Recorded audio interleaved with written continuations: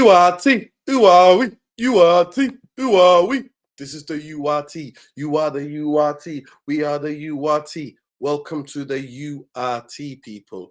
On tonight's show, we're going to be talking about Manchester United versus Lyon on Thursday night. We're going to be doing a preview. We're going to be touching on Thierry Henry's foolishness and the clickbait that is Sky Sports. We're going to be talking about who's going to start. Do you want Onana to start in goal? With all of that, hopefully Ben's going to jump on. Maybe Bombay is going to jump on. So big up the URT, man. Big up to every one of you. Love and like and smash the like while you hear people. Let's be having you therapy army. Big up, Big Rems. Big up to all the early betas. Kadeem. Big up CP. Yeah, man. 100% Barca. 100%. Congratulations, by the way.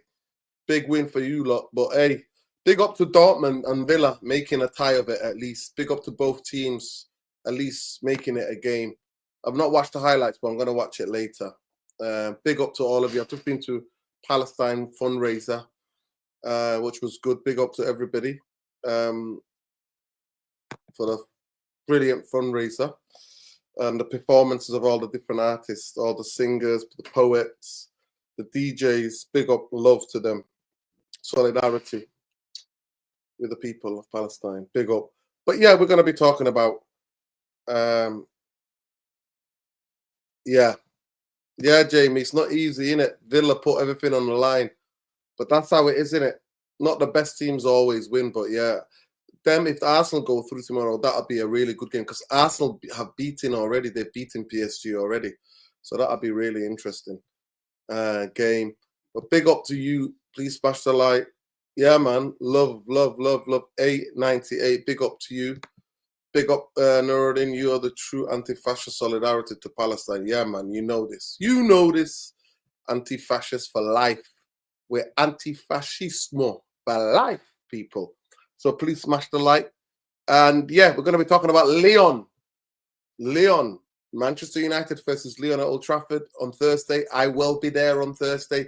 I will be there. Live and direct from the stadium, people. Hopefully as soon as they get back, we'll be doing the match reaction. We're going to talk about what this game means, the magnitude of this game. And we also, yeah, man, big up 5 a.m., 100%. Free the oppressed all over, 100%. Big up Rashford, doing well. He's doing well. Okay, did he score tonight? Did Rashford score tonight? Did he score? Let me see.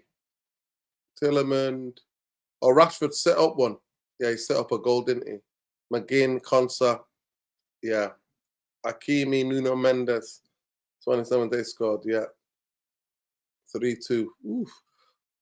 4-5-4. PSG, squeaky bum time.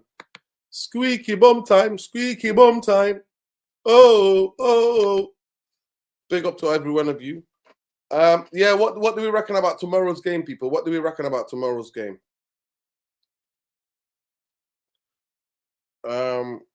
What do we know about tomorrow's game, people? What do we know about tomorrow's game?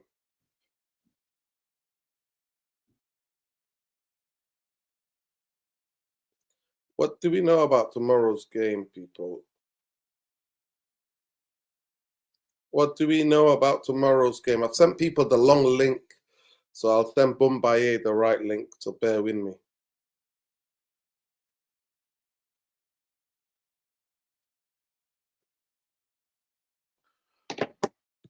Oh God, I'm having it tonight. I'm not having it, am I? I've sent everybody the long ring, so we'll just wait for the people. Yeah, but big up Barbers, man. Big up Barber music. Love, bro. Love, love, love, love. Everybody, welcome, man. Yeah, I think Thursday's game is gonna be tough, but in significance, I really want to. Some people are making it out that this game is like a decade-defining tie, and I'm like, they need to calm down. I can imagine somebody said this game will determine us not winning the Europa League this season will determine the next decade, and I'm like, whoa, a game, one game. I mean, one trophy. this season we've got to play another. If we go through to on Thursday, we've got to play 2-legged semi-final, then the final. So they're saying the next, if we go through tomorrow, the next 3 games could be a decade-defining games, But it is what it is. Big up to everybody, though. I love. Like Saeed says, garbage versus trash. Yo, that's big words, man. People like the video, man. Smash a like on the video. Subscribe to the channel if you're not already subscribed, people. Let's be having you. Let's go.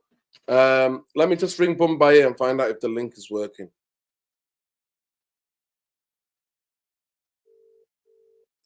Let me just ring Bombay, see if the link's working now. Yo, try this link.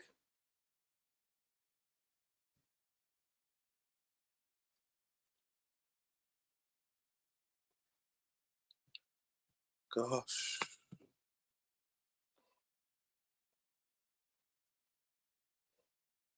Okay. Okay, bear with me, Bombay. Bear with me. Yo, I don't know what's going on tonight. What's going on tonight?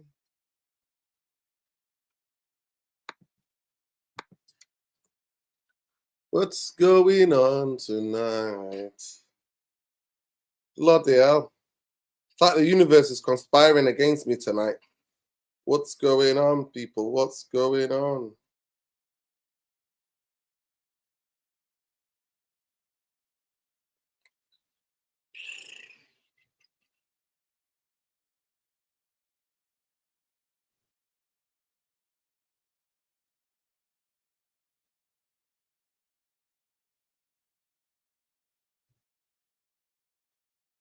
Try that one, man. Try that one, people. Try that one. Damn.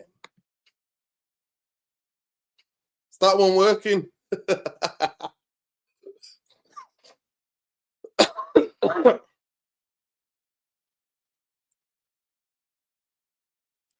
Damn, people. Links are not working tonight. People cannot jump on. But yeah, people are talking about this game, as they're saying, as a season-defining. It's a decade-defining game. Because if we don't get into the Champions League and sign the right players and all of this BS, there you go. Ben's about. Better watch out. Big up, Ben. I hope you're well. Yeah, big up. Yeah, so people are saying this game is a decade-defining. So if we fail to win the Europa League, then we will be sinking deeper and deeper into down the table and gonna be what we've been and what we deserved. There you go. Bombay is about as well. Big up. Sorry, guys. I don't know what's going on tonight. I've been in the long links. I think I'm tired. But now you're here. Finally, we got here. We got here finally. Yeah, I'm just having a conversation with the audience about the game on Thursday. Some people are saying it's a decade-defining game because if we don't go through tomorrow and then win the semi-final and then go and win the final, then yeah, the consequences of not doing that can be severe.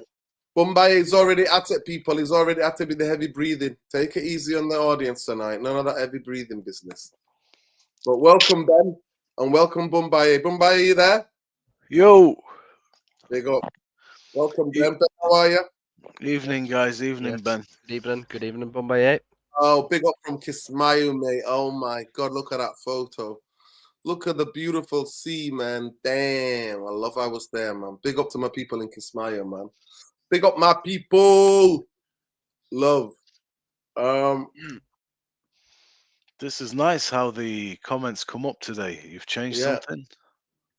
Yeah, I was a bit asked that as well. Yeah, it shows maybe. The profile picture nice, yeah. Yeah. Good. Big up everyone in the chat. Yep. Make sure to smash those likes, people. Big up. Yo, I think you've sent Moani a dud link as well. Oh, God. Right. Big up Luani. I'm sending it now. I've sent everybody a dud link. Big up Luani. Big up Luani. Man like Luani. Listen, so you good? How's your grandma feeling, man? Ben, how's everything going? How's that going? Yeah, she's all right. She's still sore. We've decided she doesn't want to do radiotherapy. Obviously we can't do chemo because her secondaries obviously in her bones, so the only treatment she could do was radiotherapy, but she doesn't want to do radiotherapy, so they're giving her a very strong drug that'll actually ease her pain a lot. And at the end of the day, you know, she's a very fit woman. You know, she's 85 years of age. She doesn't even look her age. I keep telling her that. And you know, at the end of the day, you know, we just gotta look after her, and fingers crossed, like at least we'll hopefully get a few more years out of her, and that's really it. That at the end of the day, it's everywhere cancer, and it's just shit, you know. But She can't do chemo because of her age or because of no, the type. no. So she can't do chemo because she's stage 4, and when you're stage 4, it the primary of the cancer obviously it's in her breast, but the cancer has spread it to her bones, so it's all over her body. So once that happens, you can't basically go do chemo, because chemo only applies with like getting the actual tumor and the cancer out, whereas radio obviously is to reduce the pain, and that's it. That's all they can do really. But no, we're just decided not to do chemo, and she's gonna be getting on a like a really strong drug under, and just all we can do is fingers crossed and pray for her, like, you know, each day. But What's her just name? her name is Mora. Name is Mora. Okay. Yeah, so Yeah, big up tomorrow. Not good, but it is what it is. It's everywhere, people. It's everywhere, you know. Yeah. Oh man. Salute. Big up, Salute, Luane. Luane. Apologies sending all of you for the wrong link. Apologies. Loani, this is No casual problem, fans no for you, bro. He sent me the same link. He did the same as well. Embrace your casualness. Embrace your casualness. I embrace Yes, it, man. sir. Yes, sir. I am. I think I embrace the casualness. Talk to me. Where are you, man? Where are you? Are you out on the road? Yes, sir. I'm out on the road. I'm at a truck stop on the I-90 in New York State. Yeah, between Buffalo and Albany. So Wow. Where are you delivering to? oh no, I'm going home. I'm going Oh, home. you I have finished? I have a couple of loads in the car, but they're going north. So I'll go home, sleep, and then tomorrow morning I'll go deliver them. What are you delivering? I have some doors. There's a company that does high-speed train doors. So I take them from one of their site to another site where they have to polish. They have to polish. Yeah, high train door, like those high-speed train doors. Oh, doors. Okay, I thought you said doors. dolls. I was like, what's these dolls? Yeah. He's delivering big-sized dolls. You know, like a doll. No. What kind of dolls? Swing by Nurdens, drop one off.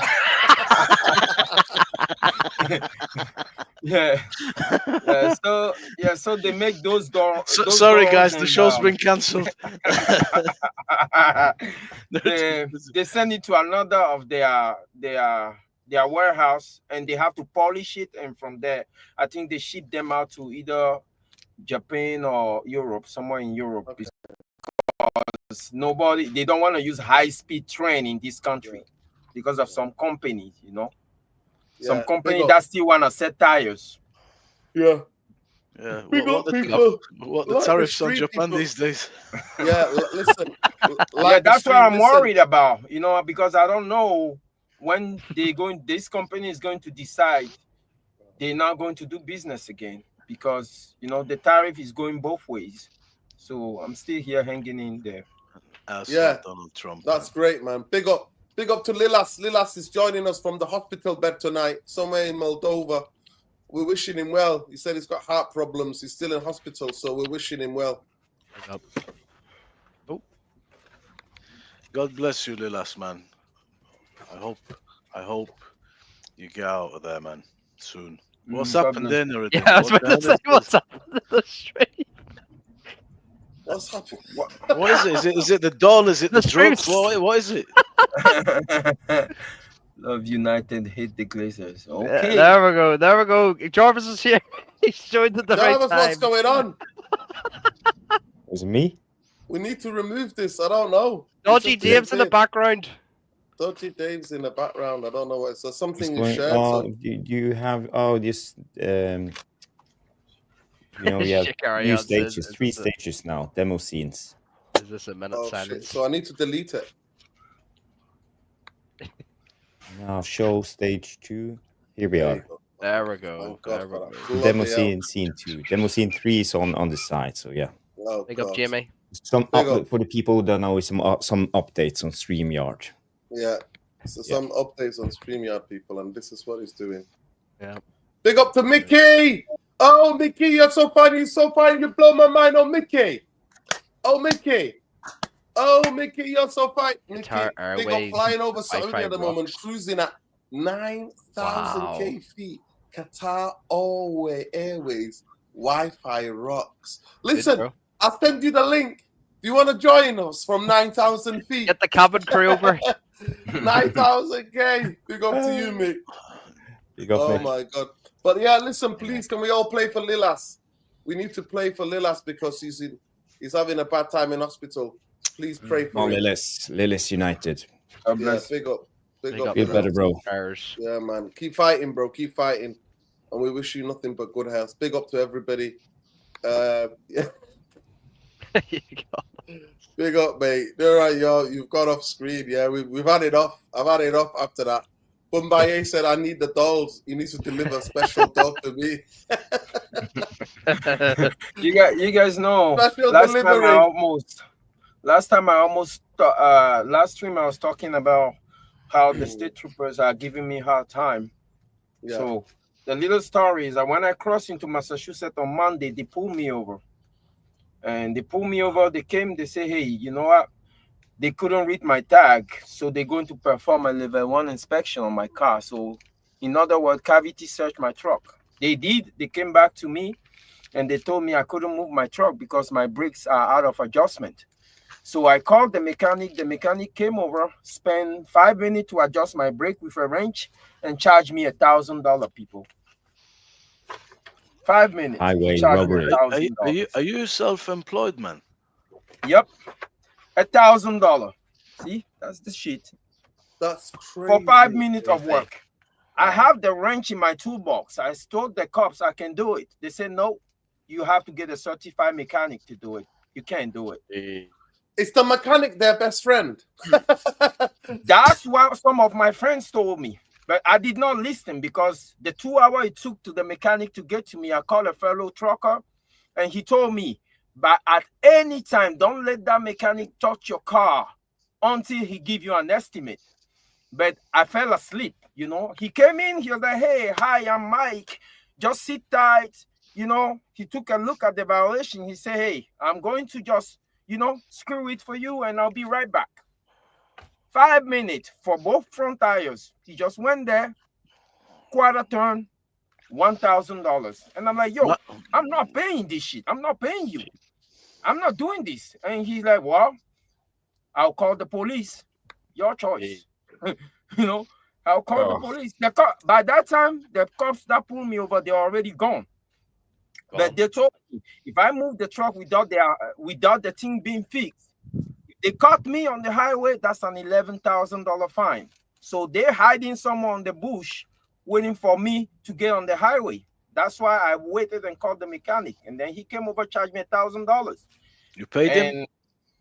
Yeah, I have to pay him because I have a load in the truck that I pick up in Pittsburgh that was going that I have to deliver that morning at 8 a.m. and it was already 11 a.m. by that time. So I can't afford to lose a load in the car, a weekly load that I usually make $2,500 from. So I have to pay him. But it's all right, you know. You lose somewhere, you gain some places. That's just the world we live in. That's the world. Sorry. Shout out to all the mechanic out there, the honest mechanic out there, and the 99.9% that are not honest. Fuck you all. Fuck you, Mike. Fuck you, Mike. Hope you choke on the What's lobster. your name? Mike. Mike. Fuck you, Mike. What's your name? Ezekiel. Fuck you, Ezekiel. All right, guys. You see that joke? You We're must be actually a gonna- City fan. Nick's gonna come on to the stream, hopefully on the He's gonna plane. try. Yeah. I just want to say, hear about what happened with the earthquake, man. Mick I was heard near the that earthquake too. in Oh, Thailand, wasn't he? jeez, bro. Mick, check your WhatsApp. I've sent you the link on there. Big up, love. Big up to Lilas as well. Lilas said he's gonna watch the thing tomorrow. He needs to rest. So big up to him. Bro. But listen, looks Prayers like with you, bro. you properly got shafted, Luani. That is a proper stick-up job. Absolute stick-up job. Yeah. Sorry, Well- you gotta have a positive attitude like Boombaye, you know. Could you have done the work yourself? Some things happen for a reason. So Could you have done the work yourself before the Yeah, police but they were here? want- Could they you have have done the to work do yourself? another. No, I didn't know. The police performed the inspection and they told me that the brakes are out of adjustment. So next So I time, told- next time, can you check if the brakes are out? Can you do those checks yourself? Yeah, normally I will do a pre-trip, a 15-minute pre-trip, go around the car, check everything before I get on the road. But Okay. I left at nighttime, so I left around 4 a.m. So Okay. I didn't I just did a quick check on the lights and everything, and I got on the road. So that somehow is also on me, because when you do a pre-trip, you're supposed to check everything before you leave. So next time. That's crazy. Crazy, That's bro. crazy. Don't sweat it, man. It happens. You know what I mean? That Yeah, is you have crazy, to. people. That Yeah. is crazy. But anyway, people, you know what? Solidarity and love with you, bro. You look like you got proper shaking down, mate. And somebody said, do not speak to unless you get your solicitor present, man. Next time, don't let them touch your property, man. Crazy, Yep. honestly. Big up to Jarvis. Big up to Ben. Big up to Luani. Big up to Boombaye. We're here, people. We're here. We're live. We're direct. Like we said, this is the Lyon, Manchester United versus Lyon. Some bits of news coming out about Zertsky. We said that he's out for the season. The tweet's there, and it looks like he will be out for the season. There is some other stuff about coming out tonight. There's some rumors about. We remember how we did what game was it? I think was it the City game where he did his leg, where his leg went like that, twisted, lit, and he might be out for a while. Apparently talking about scan, so looks like another injury curse. I wanted to talk about Thierry Henry, the foolishness, and Sky clickbaiting. But yeah, Thursday is going to be an interesting game. A lot of people. So I'm going to ask you the first question, and I'll start with you, Jarvis. People are saying this is a decade-defining game because if we're not in the Champions League next season, we don't be able to sign. We won't be able to have the money, and people are buying all this BS Ineos propaganda, saying that this is a defining. So if you don't go through tomorrow, Thursday night, and then win the next 3 games in the Europa League, it will be a disaster of a season. Where do you stand on this? Is it a decade-defining game? Is there such a thing as decade-defining game? Yeah, well, we all felt that we received a get-out-of-jail card last season when we won the FA Cup. It qualified us to Europa League, and it salvaged a dreadful season with all the injuries. And we are at the same stage again. So the question is, can we get out of jail? I think we have a fair chance. I think Lyon is a team we should beat. What will happen in the next round? I don't know. I heard good things about Bilbao, but they didn't win over Glasgow Rangers. So I think there should be we have an opportunity. Maybe we will meet the Bodø/Glimt in the final. You never know what's going to happen in this Europa League. But I don't know. I don't think it's a decade deciding game in a way. I think we are putting too much emphasis on this game in a way because it's not the end all and be all. It will maybe be a blessing in disguise if we lose the game, and we will have more time to focus on the league and build the team. We don't need as big as a squad, so it will mean that Amorim will probably get going and working with what he's got. By the way, I see Mick is in the back room. So just Yes. big up, Mick. Big up. Hey, look at him. Hey, can you hear me? Yes, we do. We Big up, can mate. hear you. Qatari Wi-Fi rocks. Wow. Thank you, Sheikh Wow. Yassim, for Qatari Wi-Fi. 1 hour amazing. and 30 minutes to touchdown in Doha. Yeah, this is amazing technology. How you guys doing? We're good. We're good. We're Big up, good. bro. How are you? Hey, We're good. lovely. We're good. So let me just finish, Mick. Give me 1 minute, and you Yeah. can talk. As I was saying, it's not the end all and be all. I think it could be a blessing in disguise for us next season, and we will have more time, as Nordin has mentioned a lot of times, on the training field. And I think Amarim also would need it. It will mean that we can't get all the best signings, but I don't think it's a quick fix when it comes to Man United anyway. For us signing the better players, I think it will take time. Even if we get, let's say, our top 3 targets and qualify for the Champions League next season, what's the chance for us competing again?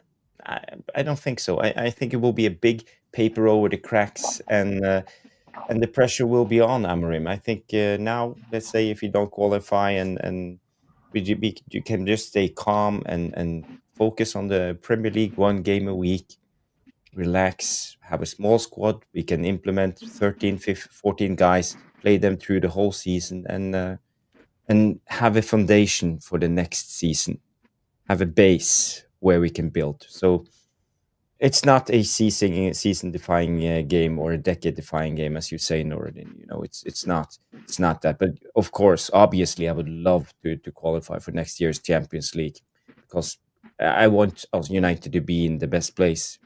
But it is what it is. So I don't know.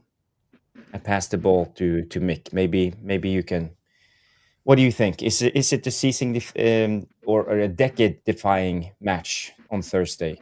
I wouldn't say decade defining. That's a little bit over exaggerating. I would say it's, for finances, that will be a lot for the club. What you can do in the transfer window for sure.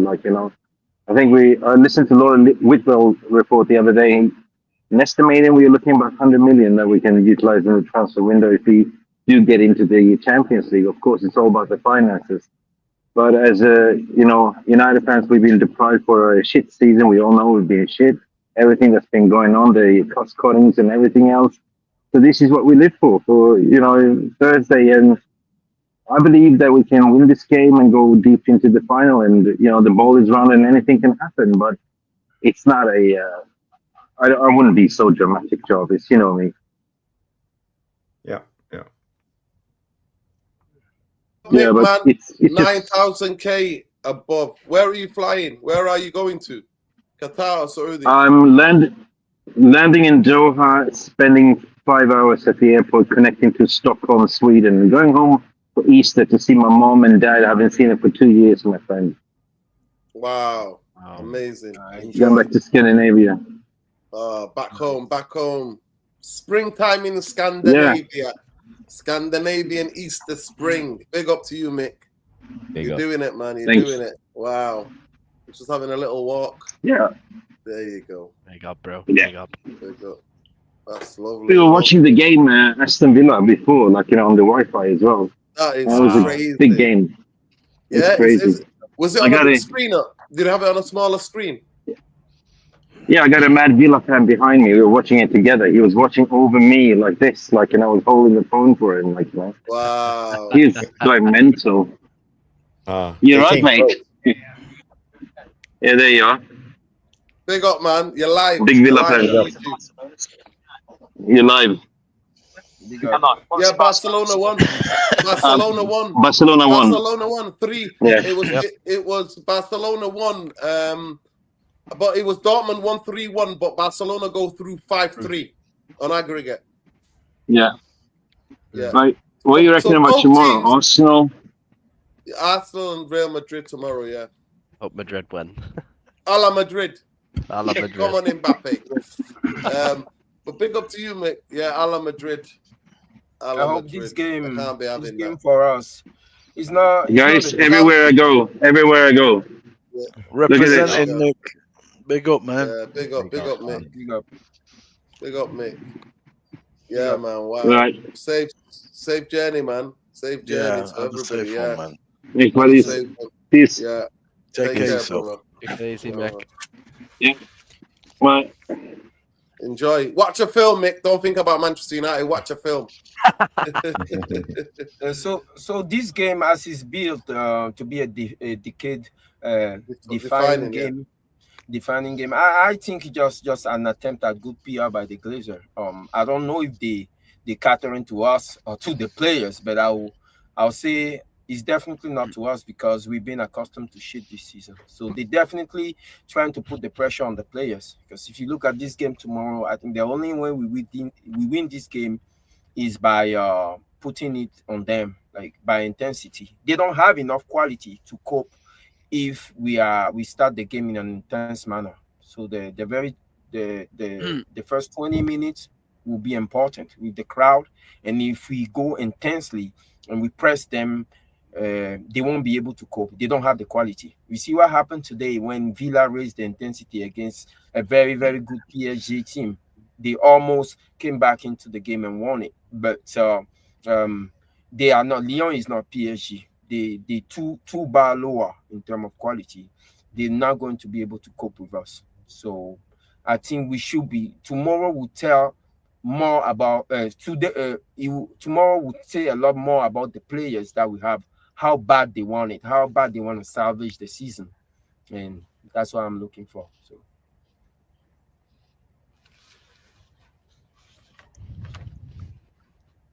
Yeah. How do you feel, Bombaye? Is it a season defining? Yeah, it's a season defining game. Yeah? No, not season, sorry. A decade defining game. Decade defining. No, we've had similar situations with Jose when he put all his chips in, and no, it's not. We've been in finals that defined people's jobs. Ollie, final, things like that. So no, I don't think so. Jarvis puts a positive spin on it. I mean, you've said yourself, I want to be out. I want to watch, give them time to work. So you can look at it that way. But it's definitely a season-defining game. If we go out once the whistle blows, and if we're out, then this will be an absolute rock bottom of a season, an absolute garbage dog shit of a season, the worst ever season in a long, long time, considering where you finished, the football, the problems, not having anything and not being in the Champions League, and maybe even affecting. Jim Ratcliffe might come out and say that has affected our budget. A million things could happen. So it's a massive game. And, let's hope the lads can actually perform under that type of pressure. It's not a decade-defining game, but there's enough pressure when you say there's a season-defining game. Because if you go out, what have you got to show for the last, I don't know, nine months? Nothing. Yep.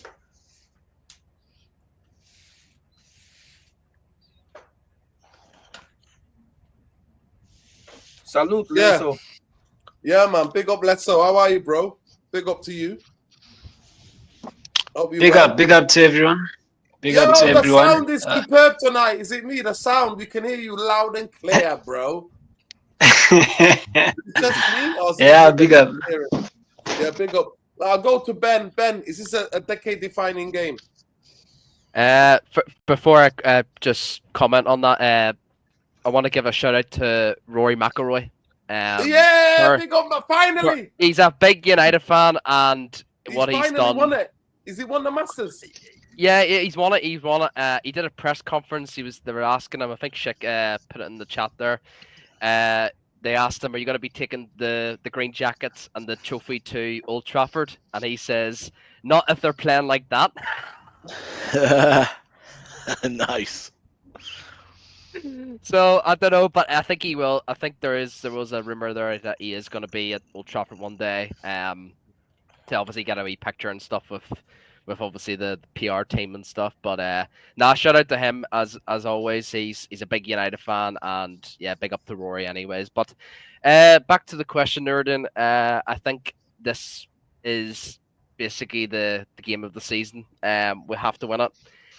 If we don't win it, honestly, I would not like to be in Old Trafford tomorrow night. If all the boos, all of it, I think it'll get really, really toxic if we lose. But You know, we lost Xerxes there. Xerxes was the only outlet we had like in the Newcastle game. I wasn't on there with you on Sunday. Obviously I was a bit ill. And it was absolutely embarrassing that Newcastle game. But say no more. But it really is a season defining game tomorrow night. I really do worry about Amram at the moment because if he wins this Europa League, I was going to say Champions League there. If he wins the Europa League, I think himself he'd be relieved and like he'd say, right, I've still got pressure on my side, but he'd be in a much better position, a way better position if he wins this Europa League than if he doesn't. Like I think if he doesn't win this Europa League, I can actually see him being sacked at the end of the season, which is kind of mad to say, like because you know if you look at it as like a perspective point of view, like he's been here for what near over 30 games, and he's had a worse record than Ten Hag, Ralph Rangnick, like all the managers we've ever had really, and you just come to a point where like where does the line cross? And although these players, like I was a big Ten Hag fan, you know, I came on all the time saying, look here, guys, it's the players, it's not Ten Hag, but I was wrong. And I said, look, if we get a coach in, a proper coach like Amarim or any like modern day coach, you'll see the exact same thing. You'll see these players underperform. They've no strength, they've no mentality, nothing. And we're seeing this now, but it's like 10 times worse. So I don't know where I'm at with Amarim at this moment in time, but all I pray for is, you know, I do hope that we do win this Europa League because I just feel so like Amarim just looks like a dead man walking again. Like there's a picture there on Twitter with Bruno just putting his hands on his face and Amarim walking down on the touchline. Like he just looks like he just has an empty soul in his he doesn't have anything left. And I just hope he wins this Europa League because I just want these players I just want 85% of these players gone out of this club for good. I never ever think about them ever again. But I just hope we get across the line tomorrow, man. I'm going towards Jarvis's point. I'm feeling positive tomorrow. I hope the crowd can get behind them. But if we don't win tomorrow, I would not like to be in Old Trafford tomorrow. Are you going tomorrow, Nurden or Bombay? Oh, I'm going. I don't know if Bombay is going, but I'm going. big up. Yeah, I'll be there. If I can find a ticket, if Bombay wants to come, then he'll come. Yeah. What it is, what it is. It is what it is. Big up to everybody. Listen, I'll stay with you. Actually, I'll go to Lesso. Lesso, first question. Is this a decade defining, and are people putting it? Because Manchester United can recover if they go to the Champions League, we'll be able to sign better players to get us out of trouble, blah, blah, blah. This is what people are building this game up to be. Is it that kind of game? Yeah, I think it's a decade defining game, to be honest. You know, depending on how, you know, as well as how Ineos are moving. Yeah, I think the reason why I think everyone wants us to win this competition is so that we can be able to rebuild this team properly. You know, and you know, Ratcliffe himself has already made that excuse, you know, through the media that they're not prepared to spend money, you know, like that. And it's all depending on whether we make the Champions League or not. So, you know, the excuses are already been put out there. So, you know, in a way that has directed the fans to be honest, most of us wouldn't even care. You know, would want the team to actually be out of this competition so they can rebuild and, you know, obviously get on the training pitch more. You know, the basics need to be implemented. We can start all over, you know, have a proper rebuild from scratch. But now the problem is with that, it's not ideal. You know, with the way our transfer policy is going to go, especially, you know, with what they've already fed out to the media. You know, so most fans are gunning for the Europa League because, you know what it is. It's better, would be better off financially. There's no rock that Ratcliffe can hide under, you know, and say that we can't spend money. I mean, we can't do this, we can't do that. You know, all the cameras and everything will be on him, and accountability as well. I mean, you look right now, Sir Brailsworth has actually I think he has resigned from his position. So Oh, he's no longer going it's to be. Blanc. It's Jean-Claude Blanc. Was it Blanc? Yeah, it was Yeah, Blanc. Blanc. Yeah, it's Blanc. So they wanna bring in. Apparently, they wanna bring in Mercedes. A team from Mercedes to come in. And you know what? An engineer from Mercedes. We've already got a cyclist guy. Now they want to bring in an engineer from. Why is he gonna fucking? It's not a real car. We're not cyclists and we're not fucking Formula One drivers. What are we? Lesso, talk to me. This is the problem, and it's unfortunate. These guys are still gonna make them. They're still gonna make a lot of mistakes, and this is why I say that maybe even this whole thing of us winning the Europa League may not even change much because of the structure in itself is still gonna more or less be, all over the place. You're bringing people from a whole entire sport into football. Football's a different case, and these sort of things are the problem. Yeah, and this is where the problem started to begin with. The guy that was advising him knew nothing about football. He was a cyclist specialist. Now, you bring in people now from motorsport and whatnot, from Formula One. Come on, man. So, for me, I don't know, man. Like I'm just hoping that mistakes do not, overcome the success. I think I'm hoping that they make more corrections and they actually make more correct decisions than the actual mistakes. So that's all I can hope for. But we have to win this game. We can only do what we can and actually win the Europa League so that we can hold them 100% fully accountable. They have nothing to hide behind. If we win the Europa League, there's absolutely nothing they can say otherwise. So and that's the main reason I think most of us want us to win the Europa League so that they cannot hide behind PSR rules and all these other things. But yeah. Okay, so I'll stay with you. Is there anything what you think about the game on Thursday? Do you think that Manchester United have enough without Sirski? Because Rasmus was playing like Bambi the other day. Like, I swear to God, if you watch Rasmus when he come on against Newcastle, it was like he's Bambi on ice. He can't stay in his feet. What are the match winners do you think that can win us this game with the injuries that we have? Where do you think we can win this game? I think, to be honest, someone like Bruno could put a mad one. I've seen him dug us out of, games we have no reason in winning or even, getting something out of. So, he had an emergency meeting. I don't know if everyone noticed those reports. He did have an emergency meeting with the squad in terms of, what is next. And I think in that meeting, a lot has been said. Apparently, the players didn't even have anything to say after, the tongue lashing that he gave them. So I think it's a point where he actually said that if both of us don't succeed here, we're all gone. With the way the management has been moving, both will be held accountable. That's how Ineos said they're going to build their model. So it's not just going to be the manager going. Now the players are also, at stake. So if they think they're getting rid of Amorim, they know they're not going to see the next manager. So I think it was maybe a heart-to-heart talk where it was like, guys, reality. This is the reality. If I don't do well, you don't do well, we both get sacked. There's absolutely no one who's gonna get away from this. So I'm thinking maybe that team talk, an emergency meeting may, galvanize them. It may put them in a realm of reality, and that they may just get one over this game, and actually just have enough to go through. I think Bruno will step up. Old Trafford will be obviously behind the team.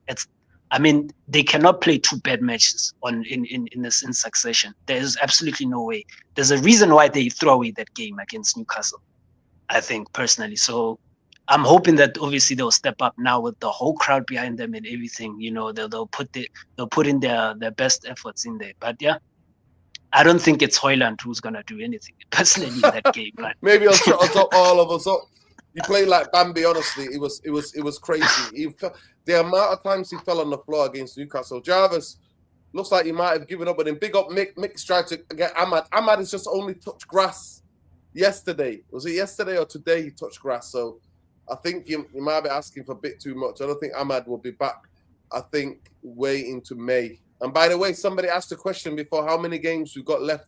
I think we've got 7 or 6 league games left, and depends what happens in the Europa League on Thursday. So we've got about 6 or 7 games left in the Premier League.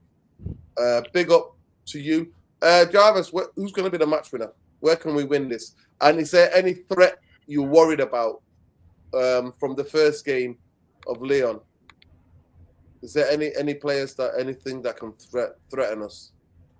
There's a lot of things I'm worrying about, Nordin. You know, I'm saying I'm confident when it comes to this game. I think we are a better team. But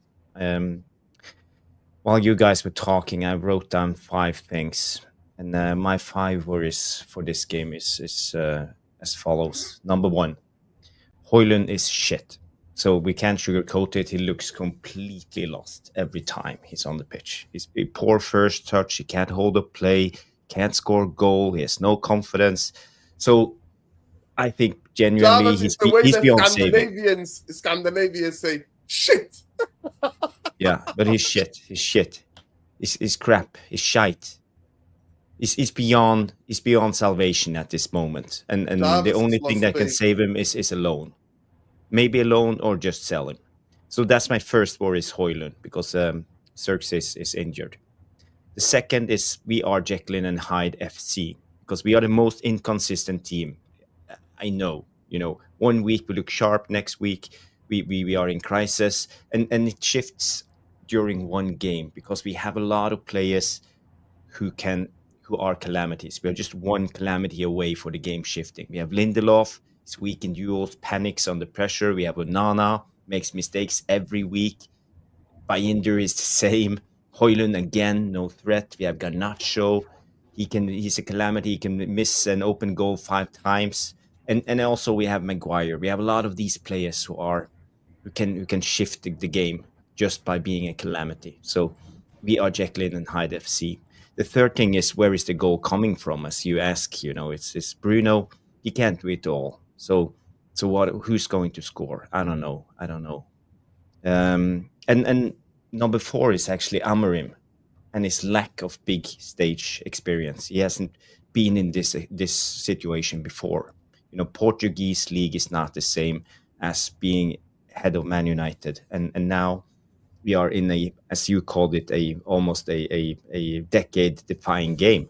And Amorim, he's a tinker man. He likes to fix and try to be smart. And the thing is, he can try to stick to the 5-4-1 formation at Old Trafford and defend himself to this victory. Sit deep and try to absorb pressure at home. Or he can overthink and put the Dorgu on the right and Dallo on the left. You know, you never know when it comes to Amorim. And when we come to these high pressure moments, instead of sticking to basics, I think Amorim is more prone to try something smart. And I'm not sure if it's the right moment. And now, fifth point, my worries is the weight of the occasion. So it's the biggest game of our season, and everything rides on it. You know, the pressure from Sir Jim Ratcliffe and Ineos and Glazers and the fan base, and everybody wants us to win. And the pressure can become overwhelming on the players. They can crumble. So I wouldn't be surprised if we lose this game, because there's so many factors that can work against us. So I'm not trying to bum you all out. You know, I have faith. I think we are a better team, but you never know with these guys. Because they gotta have faith, the faith. You got to have faith, the faith. I have no faith. People, by the way, we're running a poll. Let me just remind you. The poll, we said, who do you think should start in goal? Smash the likes as well. We said Onana or Bayindir. Onana, 33%. Bayindir, 67%. So everybody's gone for Bayindir, but keep voting, please, Kate. Keep getting involved and smashing the likes on the video. Let's go to Bumbaye. Noradin, before we go, I just want to put some context into that. Everybody, this is the last time we met Lyon, and this is our goalkeeper, Onana. So I just want you to remember this. before you want us to choose Onana in goal. Oh no, there's one person we're missing though. Tom Heaton. There's an opportunity there for Tom Heaton. So yeah, I'm just trying to put some context on things.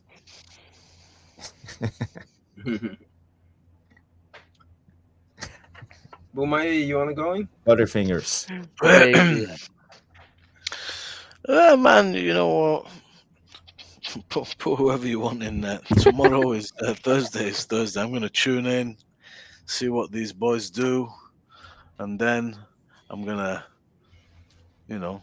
life will go on. Thursday, Lyon are not as good as I thought they were. I'm going to lie. But we're having some problems. Xerxes is a big miss. Hoyland is just on no form whatsoever. So the question you ask yourself, how are we going to penetrate? How are we going to score a goal? I hope we don't concede an early goal. That could be a disaster. The boys have got to go out there and just do what they've got to do, man. Bruno, I hope Bruno. Bruno, you can count on Bruno. I mean, if you're scratching the bottom of a barrel here. But Bruno stands out. Maybe Garnacho might turn up, turn something on for us. We're looking for an unlikely hero, really, because the story of especially the latter parts of our season, we're just not doing anything right in the final third of the pitch. And the bench is the bench. You don't have anybody to replace Hoyland. You can put Chido Obi in there. You can put him in, but it's a huge pressure game. Maybe he'll thrive. He's got nothing to lose. Maybe you do that. I don't know. But there's just no options, man. There's no options. Mason Mount, maybe he'll find his feet. He'll do something for us. But Xerxes is a big miss. He's a really big miss, and it's just a shame that Hoyland is completely, with every game, just gets worse and worse and worse. So in my heart anyway, I'm visualizing the game and I'm a bit worried. Obviously they can hurt us, but it is 2-2. We're at home. So, stay in the game, stay composed, keep it tight and take your moments. Don't just... Are you feeling it, Mumbai? Are you feeling it? What is your gut telling you before this game? I'm 50-50, Jav. Honestly, I'm not. I don't think we're doing it, but because they scored and they had some chances. Lacazette had some chances, man. We're a better team. We were better than them. I think we are a better side than them. They're not great, but we're quite poor. The balance maybe tips in our favor. I'd say just about, bro. Tips in our favor, being at home and home advantage and stuff. I hope so. I'm really shocked. Mumbai is thinking 50-50. Wow, Mumbai is losing faith. This is one of the most optimistic United fans I know. 51-49 then. There we go. I'm gonna be honest. With go ahead, everybody, and then we go to bed. When I look at this game, I think that is a game that we can win. Because we need to try to stay away as possible from the mantra of counting on individual players to win us games. I know that's what we're doing now because that's all we got. But thinking that Bruno is going to come out with a moment of brilliance or Rasmus is suddenly going to sprout and be the striker that he have not been since he's been here, that's a long shot. But this game is winnable by the simple metric of the approach that Amorim is going to take.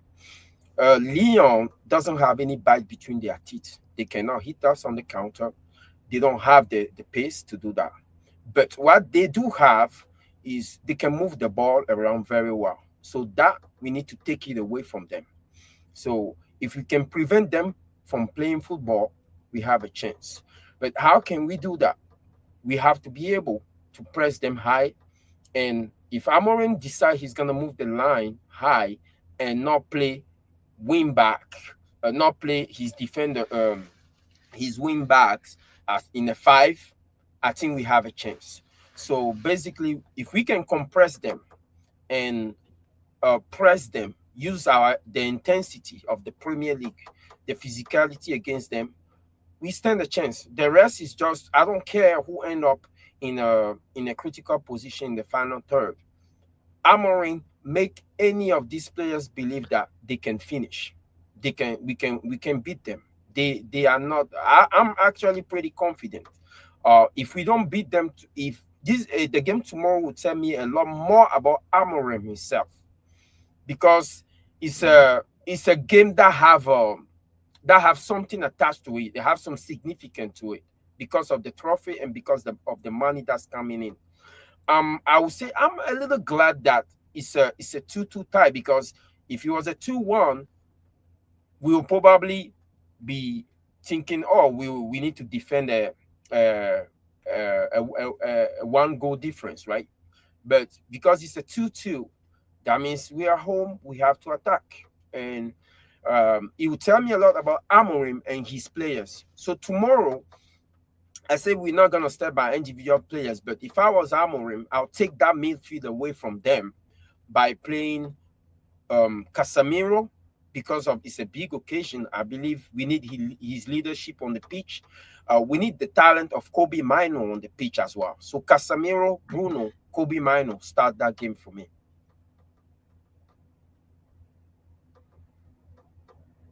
Yeah, big up. Go ahead, Ben. Ben, where is he coming from? How much faith do you have United can win this?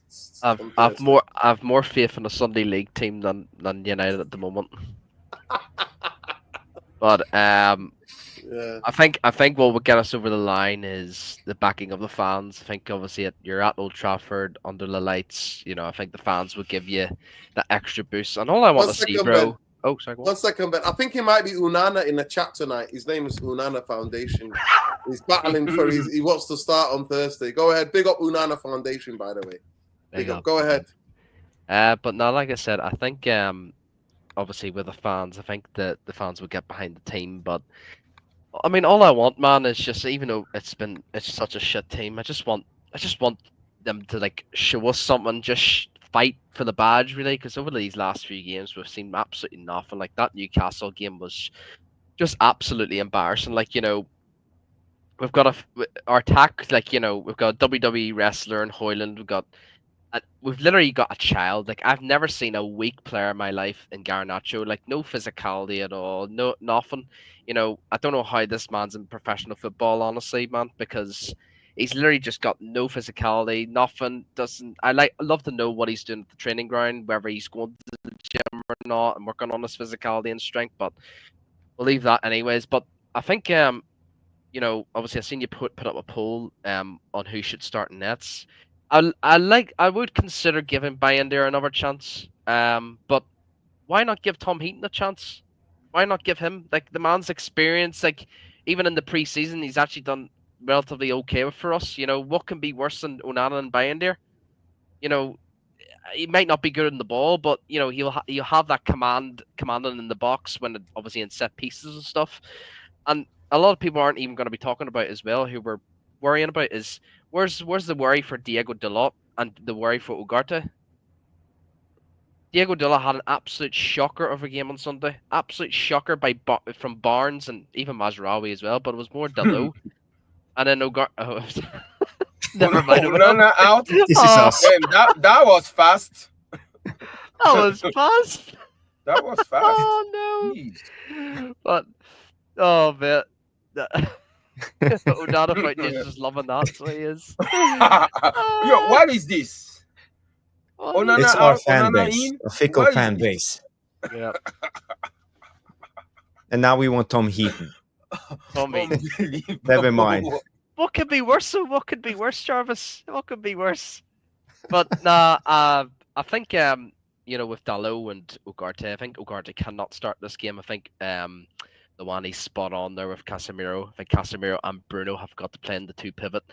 And you know what, panel and chat, I actually wouldn't start Rasmus Højlund. Why not start a false nine of Mason Mount at top instead of Rasmus Højlund? The thing is with Rasmus Højlund, we're playing with 10 men when we play with him. But see, with Mason Mount, you'll get that pressing ability. You'll get that. Yeah, you might not get much of him, like, because he's a ghost at times, like, but he will show you something on the ball. Like, keep it simple. You like, I know we won't have any presence in the box because there's not really that many people that with our attack that are obviously tall enough, like Rasmus and obviously Xerxes, like, but. Like, why not try something different? With the attack, like try Mason Mount, maybe try Mainu, and then I mean, I don't even know who else you could try up front, like, but probably Ericsson maybe, and then two in the midfield, Bruno and Casemiro. But at the end of the day, like, the one thing I want to keep an eye out tomorrow, and I really want Amram to like implement this because he's not. The thing is, he's not utilizing these wing backs enough, man. What I want to see is the two wing backs and the striker being the furthest people up in the pitch. I don't want to see these two tens being further than the two wing backs. This is not Amram's system we're seeing right now, because Amram's system in the Sporting, he had two wingers and the wing backs, and they were always the two. Them two and the striker were always the furthest up the pitch, but the two tens always dropped into the midfield, like instead more obviously compact with the two in the pivot as well. But I just want to see that, man. If I see Dorgu and Dalot being further than the tens up on the pitch, then I'd say, right, okay, this is what we're trying to see. This is what we're trying to see from Amram's system. But he's not. He's just sticking to this 5-7 defenders, 5-3-2 or whatever you want to call it, and I'm starting to lose it, man. I'm starting to lose my patience with just like him just going for results, man. I know he needs to go for results, but at the end of the day, bro, I don't care if we win, lose, or draw, man. It's the manner of the defeat. It's the manner of the draw. It's the manner of the win. And right now, we've won games where I've actually like thought we played shit. It's exact same with draws, and there's times where we've actually lost, and I actually thought we've been the better team. We played really, really well.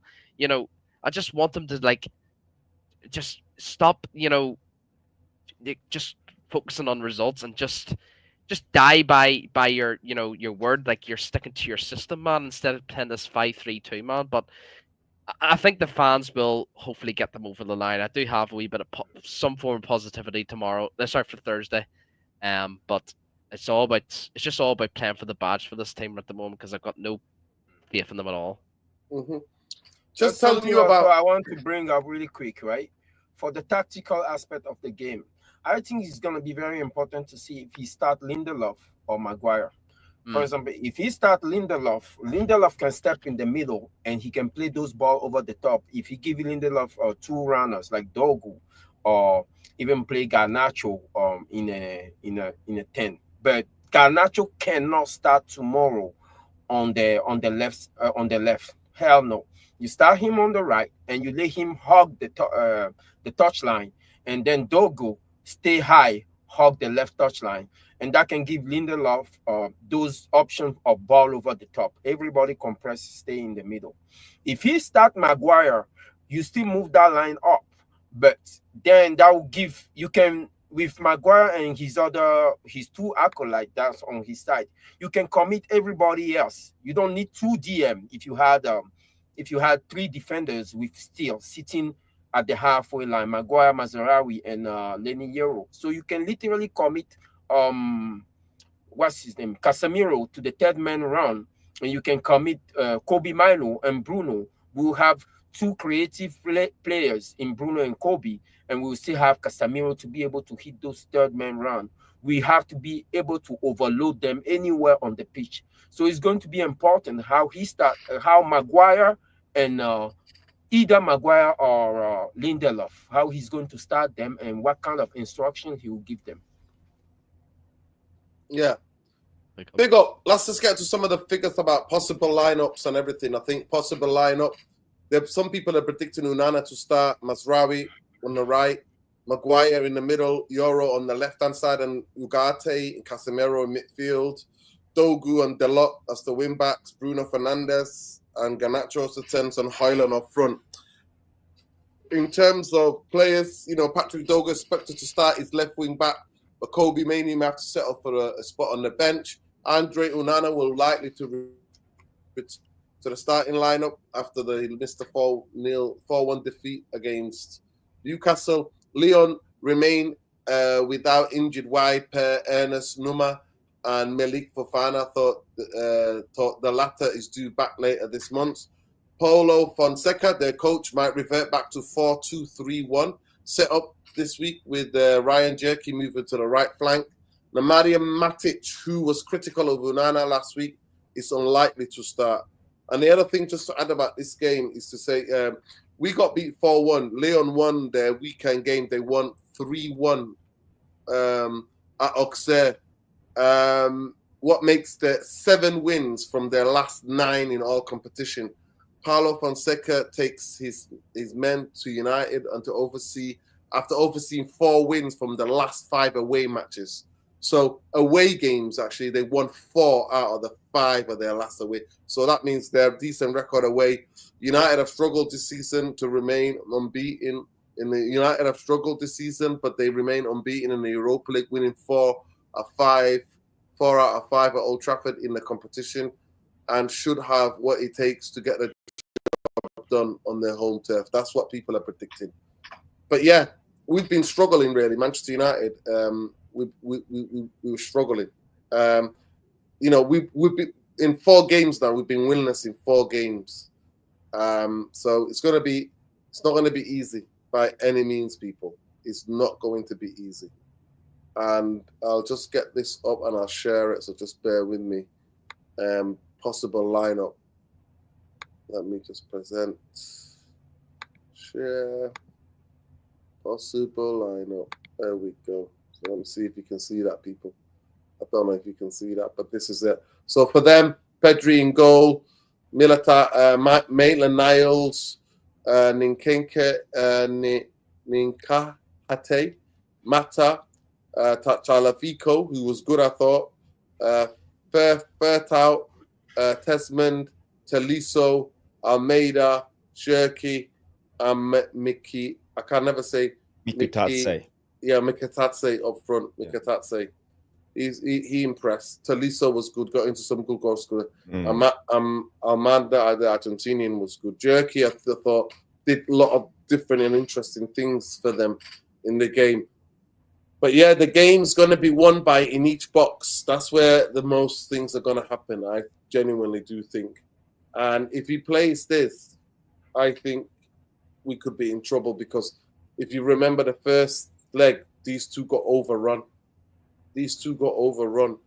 And we weren't creating shit, and we sat. We have no attacking threat. We have three attackers on the pitch, 7 defenders.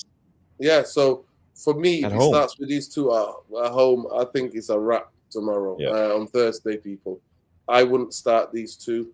Obviously, you can see the list of injuries. Collier's out, and I'm absolutely gutted about that.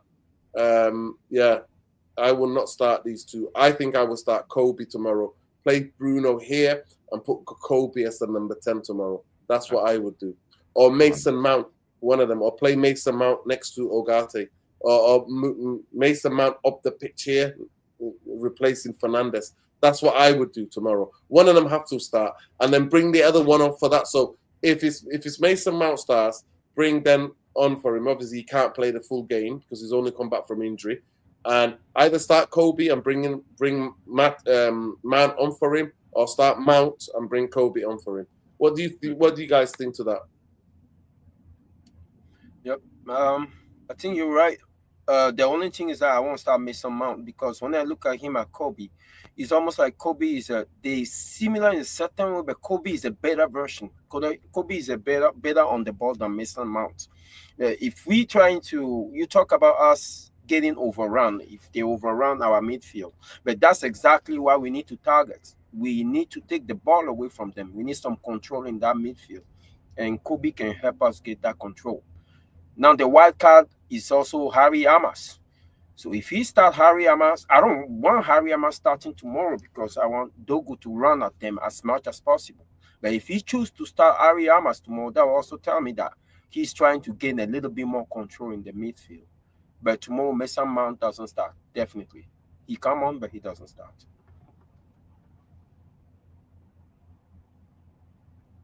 Yeah.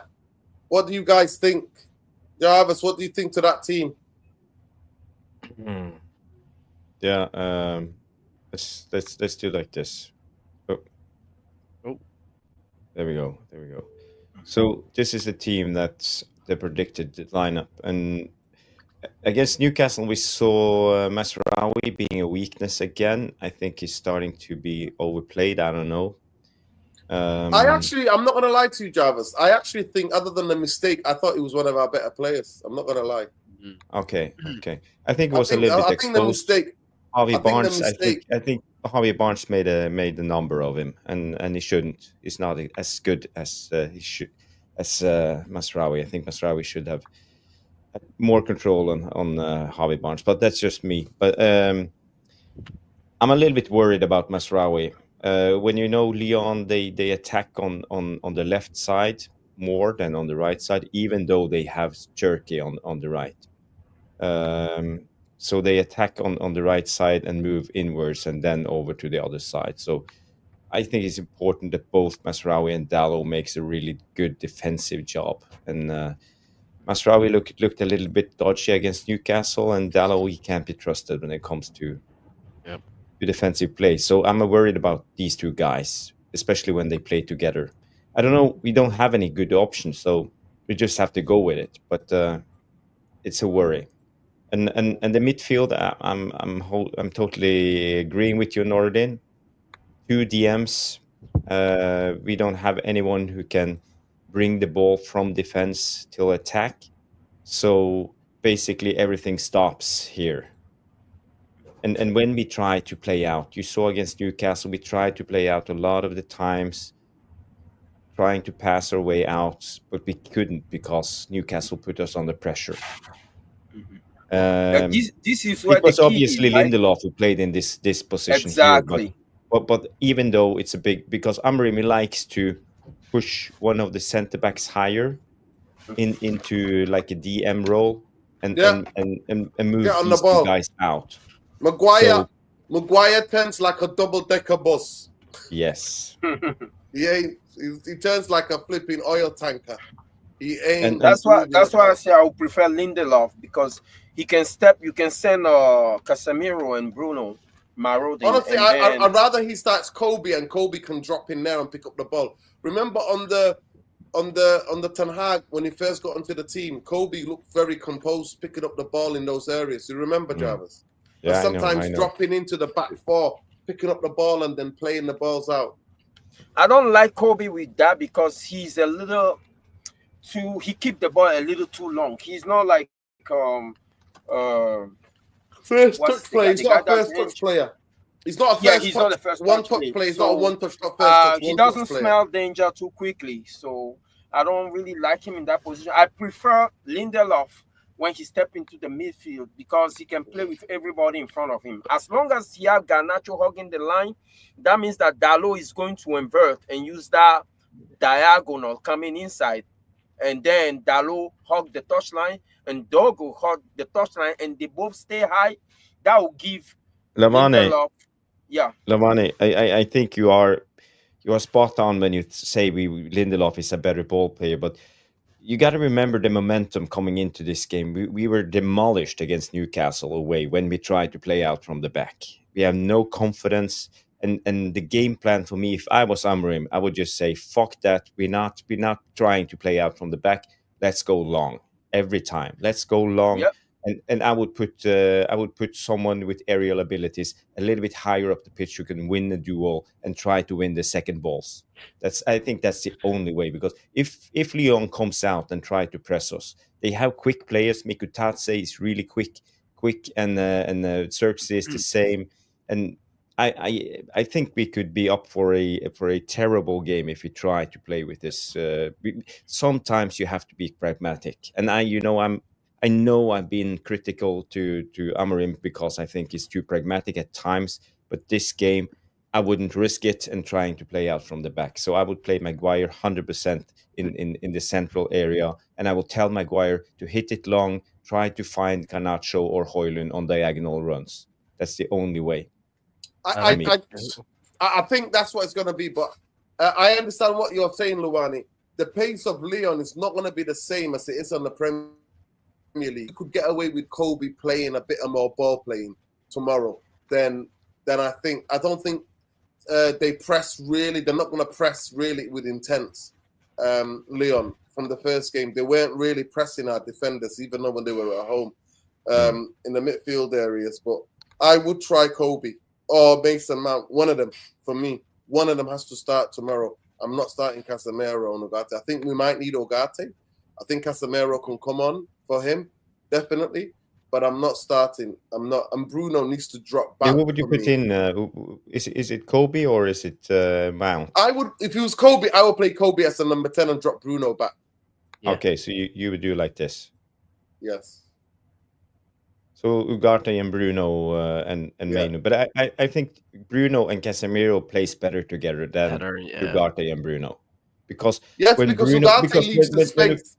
Yeah, but when Casemiro and Bruno plays together, we usually go into a diamond like this, if you understand. So we have a diamond shape here, and Casemiro is better. He can find the direct balls, and Bruno can be like the roaming playmaker. And when needed, he will drop down and receive the ball. So I feel that the dynamic between Bruno and Casemiro is better. Yes. That's just me. Yeah, I understand what you're saying. Yeah. But then if people want to really get at us, there's nobody to run back with them. Ugarte has better legs both than Bruno. And so you gain something, combination play maybe. And you gain a bit more mature and matureness. But he hasn't got the legs. Ugarte has got the legs to actually. And Ugarte was good against Newcastle. He was one of the better players. He was our best player on the football pitch.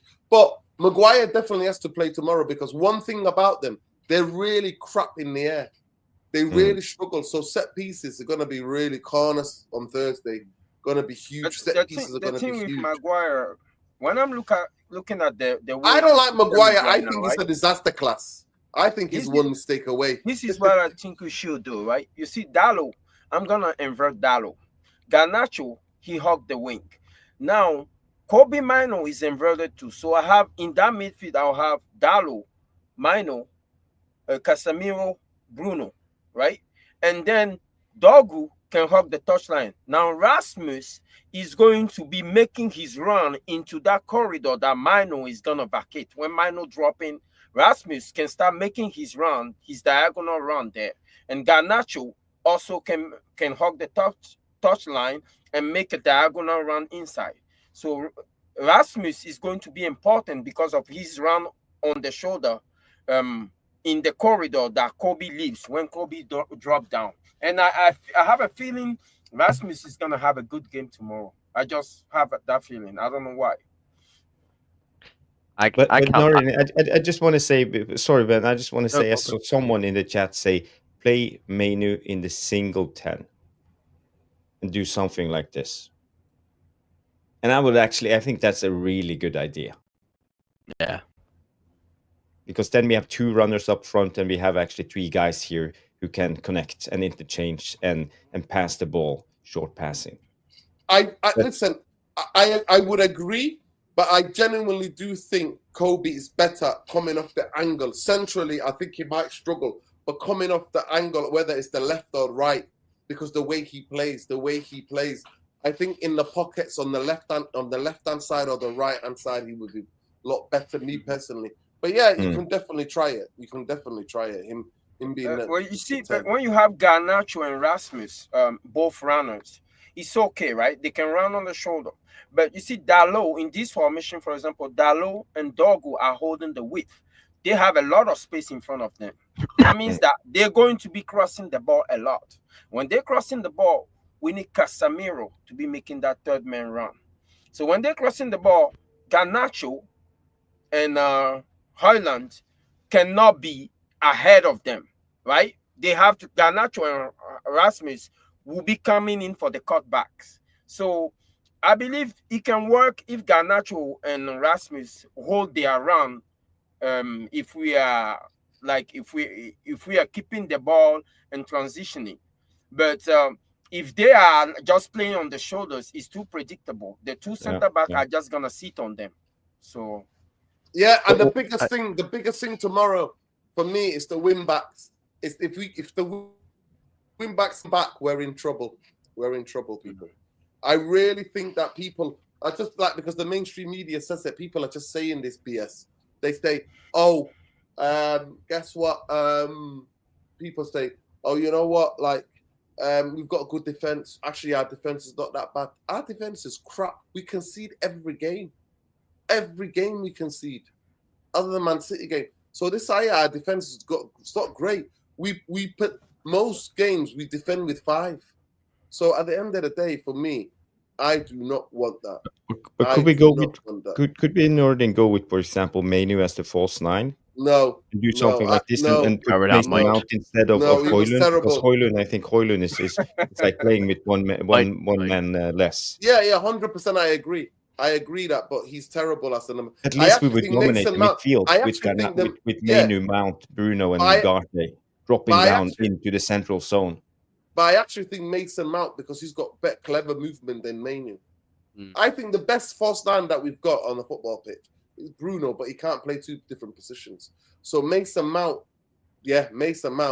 I think, because he's got good movement. He likes to, he likes to roam in the areas inside the box and make clever little runs into the channels, into the into the channels, from the channels to the goal. So I'd rather have Mason Mount as the false 9. But yeah, he's going to play. He's going to play Rasmus. But yeah, I understand what you say, because majority of times we play with like 10 men. I totally get that. That's what I feel. People smash the likes. We're not even 100 likes yet. Come on, people. We've been live for 1 hour and 22 minutes. It's all about playing to the strength of your players. Garnacho is good in isolation play, so he has to hug the touchline. Dalot can invert. He have a shit cross on him, but he can invert and take a crack at goal. So he have to use that corridor that Garnacho vacates. Dorgu has space on him, and he can eat up that space. So that Dorgu also have to hug the touchline. Everybody else figure out what you want to do in the middle. Bruno, Kobe Mino, Casemiro, they have to stay in that middle field. And Dalot. The 2 that are important is Garnacho and Dorgu. They will have a lot of space on the flank, and they have to be able to use it. And do you know what? I like the comment as well. Like, see, I think Shekarian brought up a good point as well. I know obviously this game, we're obviously, with Maguire starting, it's all about the aerial. They're not really good at like aerial duels and stuff. But you know what, man? Like, even Stephanie put a good comment as well. Like, Maguire's going to slow the whole tempo down the whole team.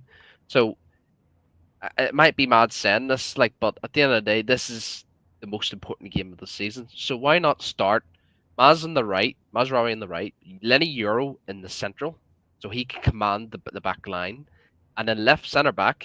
Either I'd much rather have him stay on the bench because he's only just back from injury. But you know what? Why not start McDonald's, Luke Shaw? Why not start him? What have we got to lose? No, but I'm being serious. What have we got to lose, though? What have we got to lose? we got 100 million to lose. I'm sad. Like, this is Amram's most important game of the season. Like, if he loses this game, it's doom or gloom. And with Dorgu as well, like, I personally, I think we're overplaying the kid. I think Harry Amos played really, really well against Newcastle. I think Jarvis put Maguire up front. Yeah, that was actually a great idea. I was thinking the same. Now we got That's it. what they're saying, that the big up the chat saying Maguire up front. Because you see the reason I'm going with this, you see PSG today, right? There is they were so fluid, right? Just keep spamming crosses on they were so fluid today, PSG. But what I noticed that there is 2 players that were always hugging the touchline.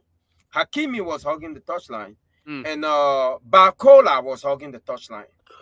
So, Barcola, what a player! What a player, Barcola! We need Garnacho to hug that touchline to get that isolation, and we need Dorgu to eat that space. Amorim have to convince these people to attack. The reason my option is for Lindelof instead of Maguire is that Lindelof give them something genuinely to think about, because he can carry the ball. He's a good ball carrier, actually. He can carry the ball into midfield and hit those diagonal over the top. just like Ole days. He But can Euro do can that. do it as well, though. You have to think about Yeah, Euro. Euro can do much- that, but Yeah. from Euro can do that as well. Euro Yeah. can do that as well. Do you guys like the back line here? Like, or would you start Maguire then at the back line? It's about the aerial abilities. So Maguire, I think he needs to start. As Right, long okay. as the Ligt is not playing, we need Maguire just because of the aerial abilities, and especially when we're not playing Casemiro, who is going to win the aerial duels. So I think we need Maguire just because of that. You know the funny thing about Maguire, you can send him and Casemiro marauding, right? Because you have Dalo, you have a Garnacho and Dogu trying to put cross in, but Maguire cannot run back. When when that doesn't work, how many times can he run forward and run back if he doesn't make it? So But he won't do any worse than Højlund. That's the thing. That's the thing. Yeah. I mean, it's going to be tough regardless what happens. Mumbai, are you there? Mumbai gone. Or is he with us? Yo, Who are you starting? Yo. Have you had a little kit? I'm taking out what's it called? That two up top was nice that you put on there, but Mason Mount plays this game. Mason Mount starts this game for me. Yeah, Minu goes out Where? of the team. Instead of Minu, I don't play Minu in this So game. in the right 10. Yeah. Okay. You don't have Xerxes here. I don't put Minu in the 10 in this game. I play Mount. I The rest would. of the team is all I right. would. Maguire at the back, yeah. Lindelof, I think, is a good ball player. I always have thought that, but Maguire in this game probably.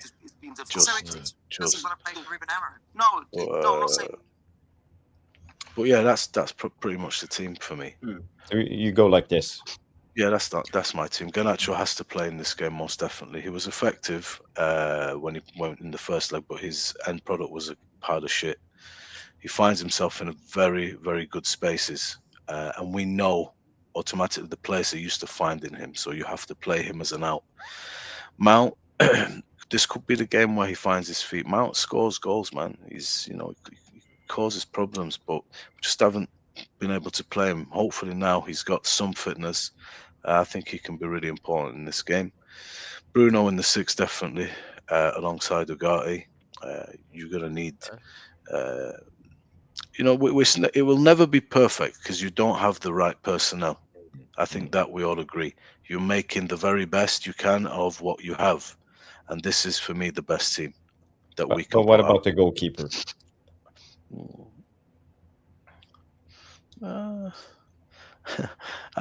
Put them both in, you're still shit. You know what I mean? Put dip dog shit. You are not. Onana's in.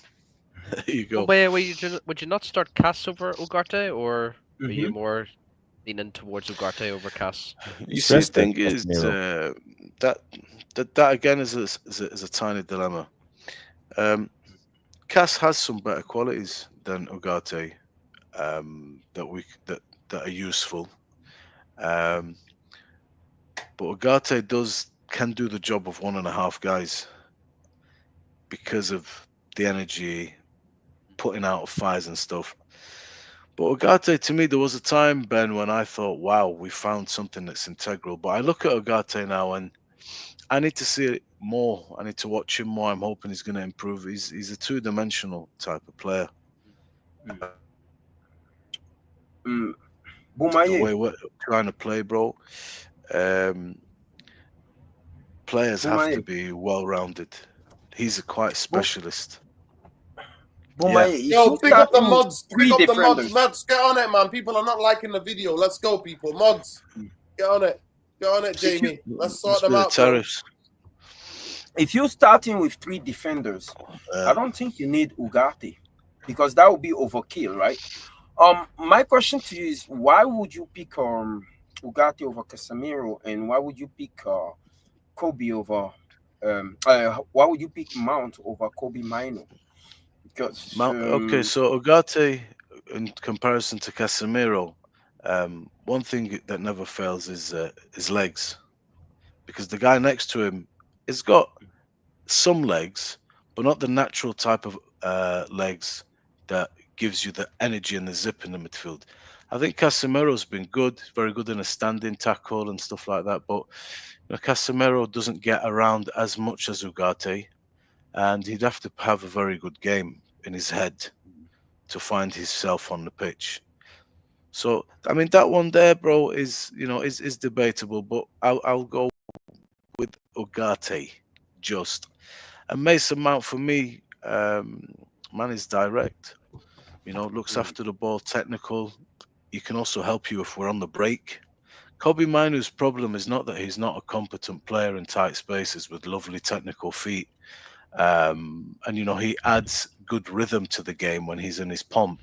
His problem is that he's a glider. He glides around. Mason Mount is a lot more tenacious, a lot more direct, straight for the goal. And I think I'm more likely to get a goal from Mason Mount than I am with Kobe Mainoo. I really like Cobb, but I said bro, to be fair though, because I think Mason Mount is better in the what's his name? Kobe Mainoo is better in the final third than Mason Mount. But no, it's not, what you're saying right there just pose the existential question of this team, Manchester United. Do we want better quality in the midfield so we can keep the ball and they can, a better control in the midfield in Casemiro and Kobe Mainoo so we can keep the ball and they can run after it? Or do we want them to keep the ball and we opt for better legs so they can keep the ball and we can run after it? So which one is it we have to pick tomorrow? I think being at home, if we want the energy of that crowd, we cannot let them have the ball. Because the one thing they can do is they can pass the ball very well. If they get comfortable for the first 20 minutes, they will take that game away from us. And that's what I'm trying to avoid. I don't think this team is capable of... you saw the quality in the first leg. They're all right. They're all right. Do you know what I mean? I'd never watched them. I was a lot more worried by what I was hearing, but honestly, they're all right. I didn't see the I didn't see it. You know why you're saying they're all right? Because they couldn't score a goal, but they were breaking us down. Nah, bro, look, I understand what you're saying. Lacazette had some chances and shit like that, but if you look at general play, we're better than them. But everything we did in the last third was garbage, man. Bumbaye's getting cooked. Bumbaye's getting cooked. I think you need asking Mount to score. It's like for the rain in the desert. Like guys, the desert's Mr. Rain. Can I put something out here that's like outrageous, but I'm thinking outside the box how we could have solved this. There is a solution. We haven't got the squad, Jarvis. Jarvis, we're not qualified. We haven't got. I think I have the solution, Noradin. Listen. We don't want Dallo in this team, and we don't want Højlund in this team. Both of them are terrible. And Onana is out. We have Bayindir. So the solution could be in the Newcastle game. I think Ugarte was really good on the right side. Yes, as the wing he back. drifted out. So I would play him as the right wing back. And I would play Garnacho as the number 9. Striker. I would go with Casemiro, and I would go with Bruno here. No, Bruno here, and where's Kobe? Kobe. Oh, he's here. So let's just put Kobe Mainoo here. So, what about this team? Could this work? If you're gonna end up in that same type of game, it was an open game. They would come, we would go, and you get Bruno Mount on the ball in that final third and Garnacho buzzing around. Maybe you can get a better end product. Mount is a willing runner. I know it's we're talking about the Mount of Man United, but the player I'm hoping that we actually bought, which I was a big advocate for, is eventually going to turn up. Injuries is injuries, man. I don't know what to tell you. Luke Shaw is made of glass, but when he plays, he's bloody all right. He's made of glass. He's made of glass. When you look at Mount and Bruno, made of glass. Both in the 10. Mount and Bruno both in the 10. For me, Mount and Bruno are almost similar players in terms of how they play. right? But Bruno is a bit more creative than Mount. So the way Bruno creates versus the way that Kobe Mino creates, they're two different type of creators. So I believe that if you give them something to think about, like two different things to think about, versus giving them Mount and Bruno is almost a little bit of the same, that will help us in the more. That right hand side, what Jarvis has put up is just looks so dead. But would you not consider like where Dorgu is, right? You play Hamas there, right? And then move Dorgu over to the right wing back. You know, because Dorgu played one game on the right wing back. I know he's left footed, but I didn't think he played bad at the right wing back. Well, what have we got left to lose? You know, Dalot's terrible, man. Like, you know, I'd start Dorgu, man, on the right wing back. I actually think, Amas. Jarvis, I'm quite shocked that you Do you played know what? Bruno as a number 10 other than Bruno being... Bruno, Kobe need to Agreed. swap positions. Yeah, 100%. Yeah, that's okay. I can go with that. But we often see Bruno. I don't know. I think it's better because I feel that he could roam a lot more in this position, and he will most likely be around here all the time anyway. You know, or all over the place. That's just Bruno. You know, if we put Bruno in the double pivot, he's a decoy anyway. We don't need to play with 3 defenders and 2 double pivots. So he's gonna go roaming. So that is it's not okay. gonna do it, man. This Garnacho up front thing, and Minu being charged with making things happen up front. I don't know, man. It just doesn't sit quite. At least we have players who's secure on the ball. I think all of these guys can know how to keep hold of the ball and play the ball. See this diamond here with Casemiro, Masraoui, Ugarte, Menu, solid. That's solid. And on the other side, you have Yoro, Bruno, Dorgu, Mount. I think that's a solid diamond too. So I think Kobe Mino can open the game up for Rasmus. Bro, Tomorrow, I'm calling it. Mino if you're assists to gonna Rasmus. put Garnacho out of the team, then and you get a similar game, then and you're looking to transition, because it's not a game where, you know, we're able to just dominate the football and play out and hold possession and turn it into anything. You have to play Garnacho. Minu's not making those runs for you. You might get some of that out of Mount. That's your problem, you see. I understand what you're saying, and I see the smile on your face. You know, it's sexy, the idea of ball security, domination. When the game kicks off, it's different. You see a lot of weeks, Garnacho is your guy, and already they're used to hitting him. He's the young, you know, guy with the energy. Garnacho is crap other than the goal he scored. You would think Garnacho's has scored 20 goals already the way he's celebrating. No, it's not. No, bro. He's not doing that. But you know when we're trying to get out, the place out, Bumbaye. And I don't know where you get this. I swear to God, it's like you watch Manchester United in a different universe. In a different, you know how to talk about this parallel universe. Why? There's 2 of you. About Garnacho. Bumbaye lives in a parallel universe where Garnacho is our guy.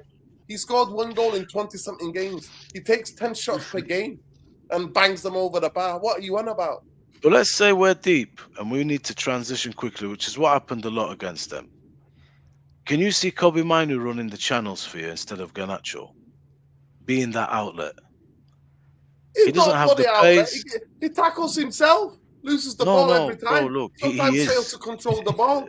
No, his end product is awful. His end product is awful. Watching? Bro, I know why he plays. I agree with Bumaye. You know, Kobe Mino is not gonna run the channel, but Kobe I want to Mino hear from Lesso. I want to hear from Lesso. Lesso, I'll let Bumaye finish the point first, and then Lesso can answer him. Go ahead, Bumaye. No, nothing would please me more than to set up like this and for us to completely dominate the possession of the ball, you know, to avert danger. But if you judge the first leg, we were all here saying, Garnacho, you have absolutely killed us today. Dreadful. Get him sold. The backlash was severe. The reason for that was he got the ball in all the best wide positions where we had men over, and his final quality was garbage. He plays because you don't have Rashford or Sancho or Anthony or Ahmad. Everyone's injured. So if you need somebody where the game is not under our control, or we are bringing them onto us to hit them on the break, which is what happened a lot against Lyon, the only person in this team that is going to do that for you is either is Garnacho is going to do it better than Hoyland. I know that Hoyland's just going to lose it anyway, or Hoyland. And the only person that can naturally occupy the centre forward space and give the opposition centre back something to think about is Hoyland, is not Xerxes. If you put Xerxes there, if you put Mount there, if you put Bruno there, yeah, you might gain something, but you're naturally deeper as a team. You have to understand when the game starts, and the game we watched at Lyon, Garnacho is important. The only problem is the final product is why we're moaning at him. How many times did he see the ball in the best positions against Lyon on the right-hand side? And how awful was his work when it didn't have to be? We had men over many times. This is when I look at a game and we argue. I look at that and I think, that's good from Manchester United. We're exploiting the weakness of the opposition. But then someone said, but how many times did we work the goalkeeper? None. But that's the point. The opening is so clearly there for you to materialize it into a good chance, and you're not doing it because your individual quality has to be better, and it's not. So this is why it's hard to leave Garnacho out. I'm not asked. I don't think he's great, but this is the problem you have when playing Kobe Mainu. Now Mount would even give you some legs more than Kobe Mainu. Kobe Mainu, man, when we came into this team, we fell in love with him because we stumbled upon a guy who could fill the Frenkie de Jong vibe at the beginning.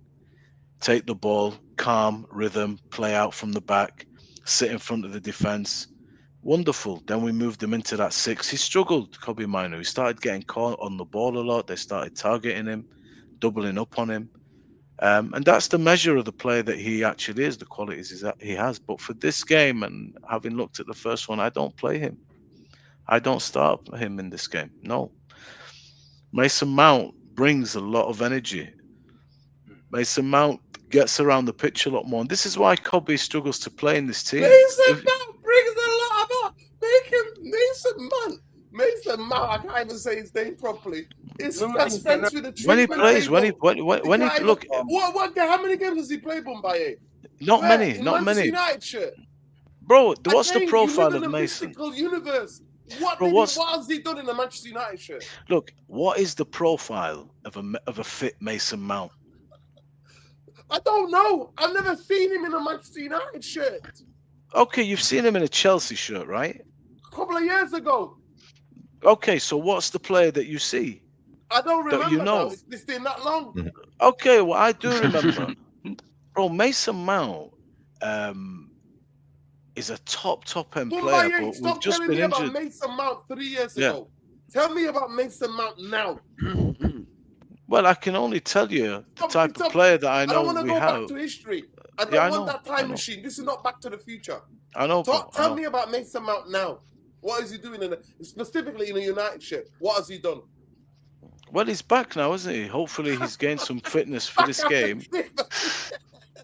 So I would definitely play him, bro. He has a goal in him. He has an assist in him. He gets around the pitch well. That's the problem with Kobe in the 6, you see. And I said this when Amarim came in. I feared for him before anybody, if you go back and watch our show. It's not because he's a bad player. His athleticism is not the type of athleticism. Even Bruno's got more running for some reason than Kobe. Kobe just floats around. He has a swagger to his game. It's nice. I understand why you put him in a 10.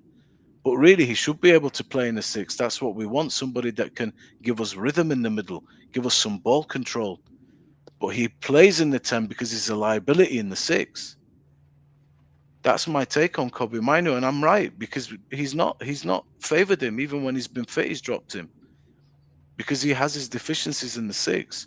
And Bruno has actually played pretty good in the 6, all considered. It's not, you can't ask Bruno to be amazing there. It's not his profile, it's not his physicality, but one thing you do get with him is a hell of a shift. And he can orchestrate from there. He can still be effective from there. Kobe is a little bit like Billy Gilmore. It's a little bit like Billy Gilmore. they have their uses if you play a certain way, but then they're not so useful all of a sudden within the framework of the team. But we'll see if Mount plays. Maybe you might see what I'm talking about. If he plays, let's see how it goes tomorrow. But Garnacho, I think you have to play him. Listen, I'm going to. Well, it's gonna depend on the preference. Sorry, Luani. Leso's not said a word. We need to go to Leso. Leso, couple of questions. Who do you think should start up front tomorrow? We can't put you up front because you're in South Africa. I think you might hold up the ball better than Hoyland. But traffic. Yeah. In terms of the lineup, what are you playing tomorrow? Or what's your front three? Yeah, I think I'm gonna go more or less with what the manager is gonna pick. It's all nice to say that we should play. I've seen like nice combinations from the lads, obviously, with the type of players they pick, the team selections. But unfortunately, we don't have a technical team that thinks in that manner, where they would like to try other things outside of the box. So I'm pretty much gonna go with something rigid, more or less what he's going to pick. I think with Hoyland's gonna lead the line. That's just kind of obvious.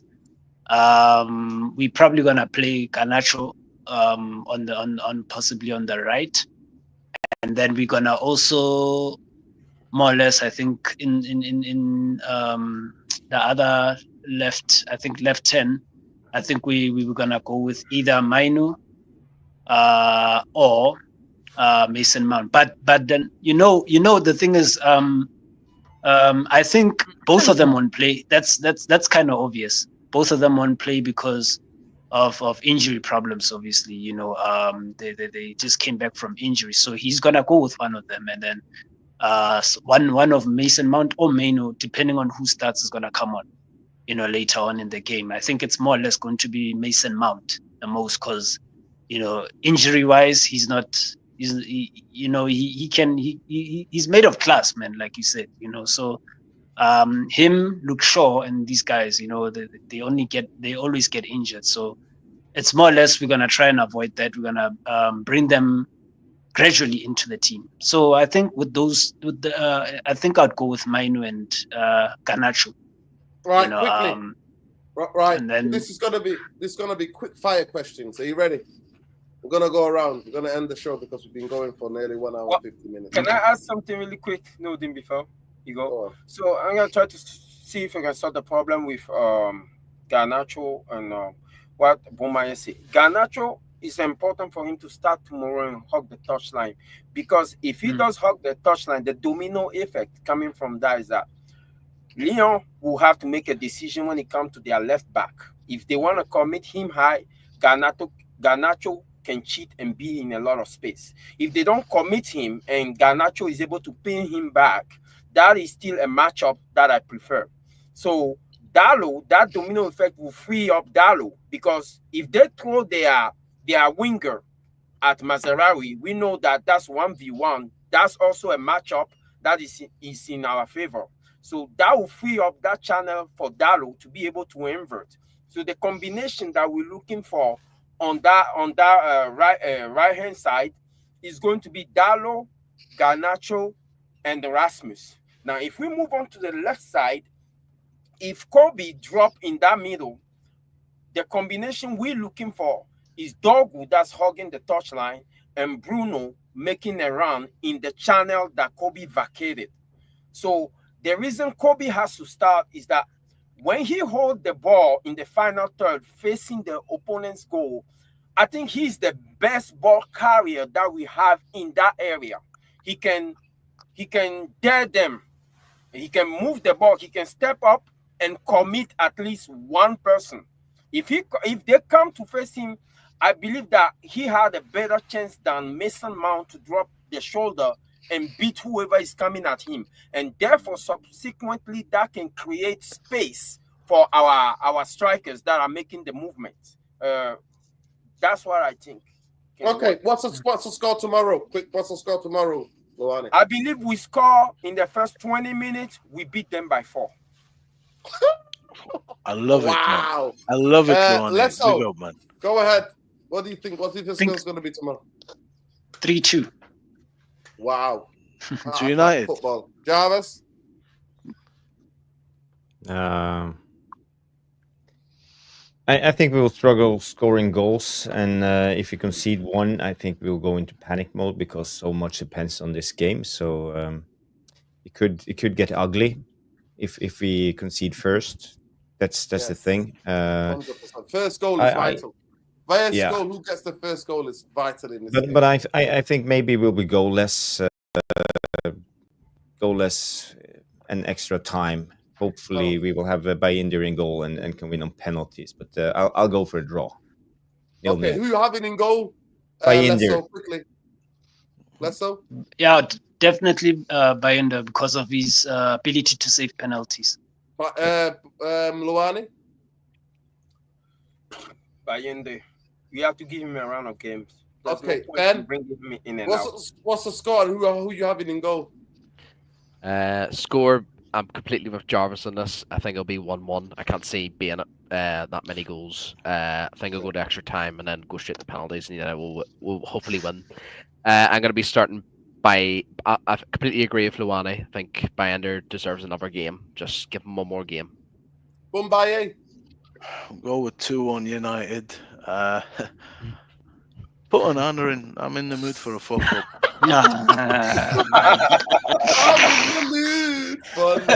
It's a bad game. We'll have some fun, you know. Bro, honestly, Bayindi, man, is also. But put I mean, Bayindi listen, in. Put you're in the Bayindi mood for a break dancer. Jeremy Beadle himself. Yeah, you know. You're ready for put Jeremy Bayindi. Beadle. Oh, Bloody God. hell, dude, look what we're picking from, man. It's God. bad news. God. What about you, Dino? What's happening? Are we winning? I think 1-1. I think it's going to be a tight game. It's going to be full of nerves. I think first goal is vital. I think if United score first, United win the game. But if United can see first, I think it's going to be one of those nights. Do you think you and Jarvis said 1-1? Are we going to win it on penalties or an extra time? Or what I don't know. Anything could happen. Amore need to be brave. He need to unleash Casemiro. We definitely cannot play. Yeah, we cannot play the Fury. Ugarte and Casemiro. Bruno has to play with Ugarte down the middle tomorrow. Like, that's why. And then bring Casemiro on, bring Mount on, bring Kobe on to play the 10s. But boy, oh boy, first goal. I've never known a game for the first goal to be so vital. And if we concede first, the whole of the Old Trafford is going to be just nerves. People are biting Rasmus their nails. could be a hero tomorrow, you know, it'd be nice. Let's hope. It'd be Let's nice hope if he he is. just turned up tomorrow, man. Let's hope. Listen, quickly before we leave, what did you guys, quickly, Bombay, what did you think about Thierry Henry making a fool of himself? He tried to mock Euro. Yeah, I think Thierry Henry, it's stupid. You know, he's not the best pundit, him and the whole crew on there. But I think he embarrassed himself. I felt so cringe, you know, behaving like that. I don't know what actually he saw or what he's getting at. Everybody looks at the linesman. Whether you know it's a goal or not, you try and, you know, like everybody does that. I don't understand. You can criticize the position, but he took it overboard. I was cringing for him. So I don't think Euro has anything to worry about. He needs to use the head on use his head, the one on his shoulders, Thierry Henry. Bit silly that. Yeah. What did you think, Ben? I mean, it's just like it was absolutely embarrassing. I couldn't believe when I seen it on all over Twitter, and honestly, I just hate pundits like these. Like, even though I think Henry's one of the better ones, but just embarrassing from Henry in his perspective. Just honestly embarrassing. Do you know what? They broke down the clip we broke down. They didn't even do as good a job as we did. Swear to God. I'm not joking. I watched one. I know. It was shit.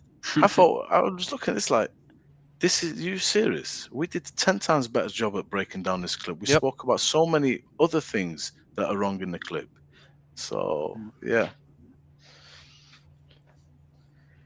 He muted, man. Yeah, I was embarrassing for him. I don't know if he trained him, but I was embarrassed for him. But the clickbait nature of Sky Sports, maybe they're not getting the same figures as Sky. I don't know if you saw it, Luani. Did you saw Thierry Henry mocking Lenny Yoro I'll for the probably second go goal. back and watch it, but if it is what you guys are saying from a fellow French man, and from probably somebody who see him or who has already seen him in a national team, I don't think that's a good look. But then, of course, Thierry Henry has never been able to make it as a good coach, so I'm not surprised. Players like him who were good in their days, it's hard for them to um kind of to understand or to deal with the new generation players. So they always, it's almost to a fault. They think that they're the gatekeepers of perfection. So, but I'll go look back at that, and I can't really judge what he did. He's basically mocking him. He's doing this, and it's become a meme now. He's doing that, try to pretend like he's Lenny Yoro looking for life. Jarvis, did you see it at all? No, I didn't catch it. I didn't catch it. So, but I heard some rumors about it. But no, I didn't see the clip. But as Bombaye said, we broke that clip down to every detail, and yeah, Euro was one of the reasons. We saw who was it? It was Tonali who made a little feint, and it took Euro out. So. It is what it is, but it's not. Actually, it wasn't that goal. It was the goal where Masraoui slipped. It was that goal he was talking about and making fun of him. It wasn't that one. It was the other goal. It was the one where Masraoui dropped. To the think floor. Deschamps is gonna have a word with Henry, because Deschamps know that Euro is one of the rising talent of the French. Well, Sky actually deleted the mocking, but the video's still up on YouTube, so you can check it out. Sky Sports. It's stupid, man. Rioro probably looks at him as a legend. He's a young French player. Yes. Okay, mistake. But you start saying, "I've never seen anything like that before. Anybody do that before?" It's stupid, Thierry Henry. You know what I mean? Use your head, man. Yeah. Big up, people. Please smash a like on the video. I've been really disappointed tonight with the amount of likes. We've had 150 people here tonight, and we've not even got 100 likes on the video. But it is what it is. I can't really force you. But we're up till late, giving you a good panel and A1 content. And the least you could do is bloody like the video, people. It costs you nothing. But I just want to say thank you to Lesso all the way in Southern Africa there. Big up my brother. We'll be back on Thursday, hopefully, for the match reaction. Big up to Luwani. Hopefully, you'll be with us. Stay away from the police. Do not cooperate with police. We hate the police. F the police. And I hope you don't get ripped off again. Make sure you do the checks yourself. Make sure you tighten everything you need to tighten before you go out on the road.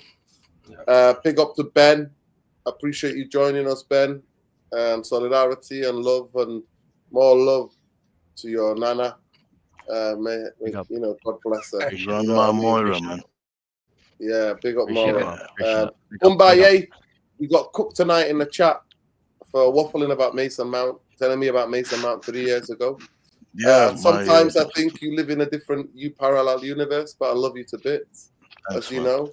know. We brought the show today from 4 continents, including Mick. There you go. 4 continents tonight. Wow. What an international URT army. International. We're global. Bringing it to you globally for 60 fucking likes. What's going on? Exactly. I'm gonna go on the wimp and say, is Mason Mount either or Bruno? Because I believe Mason Mount, if you want to control a game of football, is a better option than Bruno. But if you want to impact the game of football, Bruno is your option. So depend what he wants to do tomorrow. Yeah, this is interesting. Big up to Shekari and says, no, apparently is to do with the French team in the Olympics. Henry was there. He called up Europe, but Leo said they were not releasing any their players to Olympic. Well, it was not his fault, is it? It's not his fault. But yeah, big up. And big up to Mr. International himself, the famous graphic designer, the famous video editor, the man himself. Mr. Intercontinental, do you know? The king of the tacticals, the lord of the tacticals, the captain, the chairman, the CEO of the tacticals, Make sure you check out the Tactical Devils, people. Had a brilliant show on Monday. It was really interesting. Me and Bumbaye were on there. Bumbaye was on there. And I jumped on in the last hour. It was a very good show, as usual. One of the best shows on YouTube. Yeah. Jarvis Corner Monday nights. Make sure you check that out. Yeah. And it's always love, people. We'll be back. Like I said, on Thursday, I'll be going to the game. We'll be back for the match reaction afterwards. But love, light, look after each other. Please like the video, subscribe to the channel if you're not already subscribed. We're shadow banned, but we don't give a damn. Yeah. And our brother says here, big up to one of the brothers. I think he put it down. If I'm not mistaken, where did he put down? I think it's there. Free Palestine, always. Iraq, Yemen, Lebanon, Ineos, and Jim the Rat out. Always. You know, free the Sudan, Congo as well while we're there. Tigray, Ogaden, free everybody, free all the indigenous people from any form of discrimination and hatred all around the world. F the war machine, F Zionism, F the Zionist entity. F them. And if you want to be down with them, F you too. Solidarity and love to the Palestinians. Always, always love. Free Ireland as well while we're there, mate. Free Ireland. Always. Yo, my brother, you know what? My brother was in Belfast, bro. They have he went up there. He works in water. So he was doing, I think, you've got a very famous university there, Michigan, in Belfast. Very famous. Do you say Mitchin? You say Yeah, I think so. Something like that. There's Queen's University. There's Queen's University, and then that's the famous one, and then there's University of Jordanstown. Yeah, that's Queen's. Queen's you're on about. Yeah. So I think they were checking the water there, testing it, and they took a picture, bro. They have a wall, and it's all Palestine stuff. Oh yes, that's Queen's. The mural, the mural, yeah. Is that the east of Belfast? Is that the east of so the west is where the majority of the love and the support of Palestine, Lebanon. The east, there is a lot of Palestinian supporters in Lebanon and all that, but there's a lot of Israel flags and all, and a lot of people There's basically the Zionist part of Belfast, but there's still a lot of people in East Belfast that have a lot of love for Palestine. But for righteousness, man, for big justice. Big up to Sheikh Arian. I've got nothing to reply to. Ask the guy himself. You have to ask him. I've got nothing to reply. You've got to ask the person why they're not on here. You have to ask them. Love. Big up to you though. People. Freedom all, freedom all, freedom all. Queen's University is beautiful. I went to a place, was there for my 21st birthday. Place used to be called Renchars. Used to be next to Queen's University. Yes, I know where you're on about. Yeah, I had a brilliant night out in Renchars. If you know, you know. Big up the masses. We'll be back. Question for all Jarvis. You guys Jarvis in England. will be live tomorrow for the preview. Jarvis, let them know what time you're live tomorrow for the preview of Lyon. I haven't set a time, but it will be around 9 p.m. Okay, around 9 tomorrow. Yeah. Make sure you jump on, people. Keep an eye out for that one. Yeah. For everybody in England, what's up with the GCSE? Is it that bad? It's not bad. After GCSEs, man. After GCSEs. Well, yeah, don't go to school then if it's that bad. No. GCSEs to become like a. I think it's a college job, like a mechanic, a plumber, any of that. Do you need a GCSE for that? No, you do. You do. You do. Yeah, you do. Oh, okay. Yeah, then they make it out. They make it out. The GCSEs define who you are as a person, and that's why I love Sheikh Arian. He always says, "After GCSE, they don't define you as a human being." But people, please make sure you check out Malo Luwani 79 on Twitter. Luwani 1979. Make sure you check out Black Rain on Twitter here. Make Bumbaye, you'll never check him out unless in a parallel universe, and we haven't got the @ or the hashtag for that yet. He only lives there. It's only one man's parallel universe where he sees totally different things, where he tells you about. That's not my heavy breathing, by the way. You know what I mean? He is your heavy breathing. And he's a heavy breather, if you know what I mean, you know what I mean. He's a baseline breather. Big up to Ben. Make sure you follow him at Elmore39. Like I said, Jarvis, the Jarvis Cocker, aka Rick Astley, never gonna give you up. And he's there and it's everywhere, man. He's a graphic designer. He's a video editor. He does it. He's a man.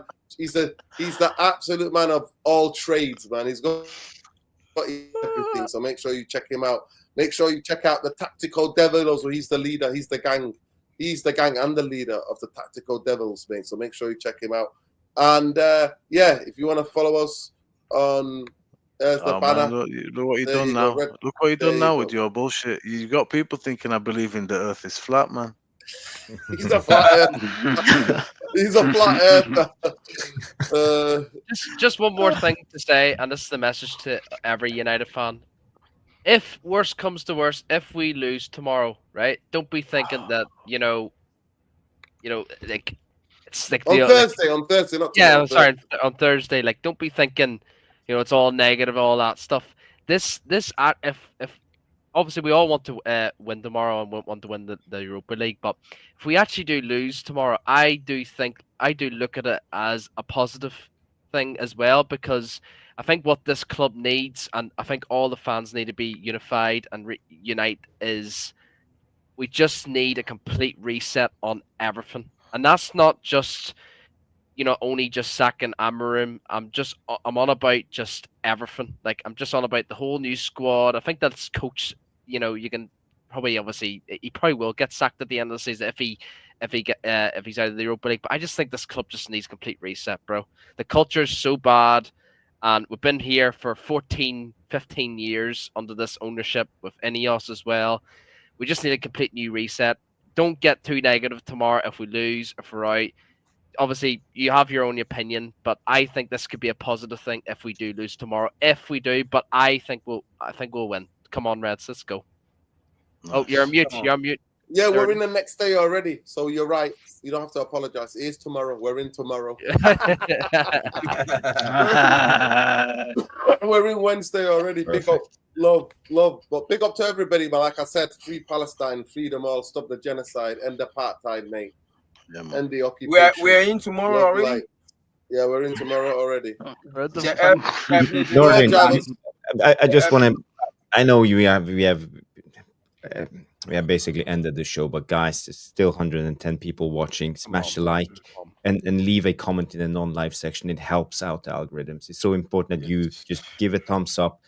Say your prediction about the game. How do you think it will go? What will the lineup be? So do whatever you can. And one more subject. I just want to know what the therapy army Therapy Army's opinion about this, and Rashford, he played a brilliant game for Aston Villa tonight, scored one and assisted one goal. Would you take Rashford back? Nope. On the current form? That's just my question to you, not the panel, but the guys watching Therapy Army. So get your comments in the non-live section after the show. I'm genuinely happy for him. My last word on the Rashford, I'm happy for him, but I think the love story with Manchester United is over. I think he deserves to go and develop his game and get better and deserves to play better and out of the way of the circus at Manchester United. He's not going to be the first and he won't be the last. But yeah, big up to Rashford. Mick as well. By the way, yeah, big up to Mick. Mick, I hope you landed safely. Big up to Mick in the sky, man. Big up. Lovely to be back in Scandinavia. Big up. Love to your parents, man, and happy Easter to everybody. Sending almost love all my Christian people worldwide, man. Happy Easter. Happy Easter. Hope it's a peaceful one. Love and light, people. Look after each other. Take care. Good night. Take care. Please get in the comments. Listen to what Jarvis says. Get in the comments. And we're 2 likes away from 100, so let's do it. Love and light. No wonder. No, I wouldn't go too far. He can stay happily where he is. There you go. Love. Good night, people. Good. No.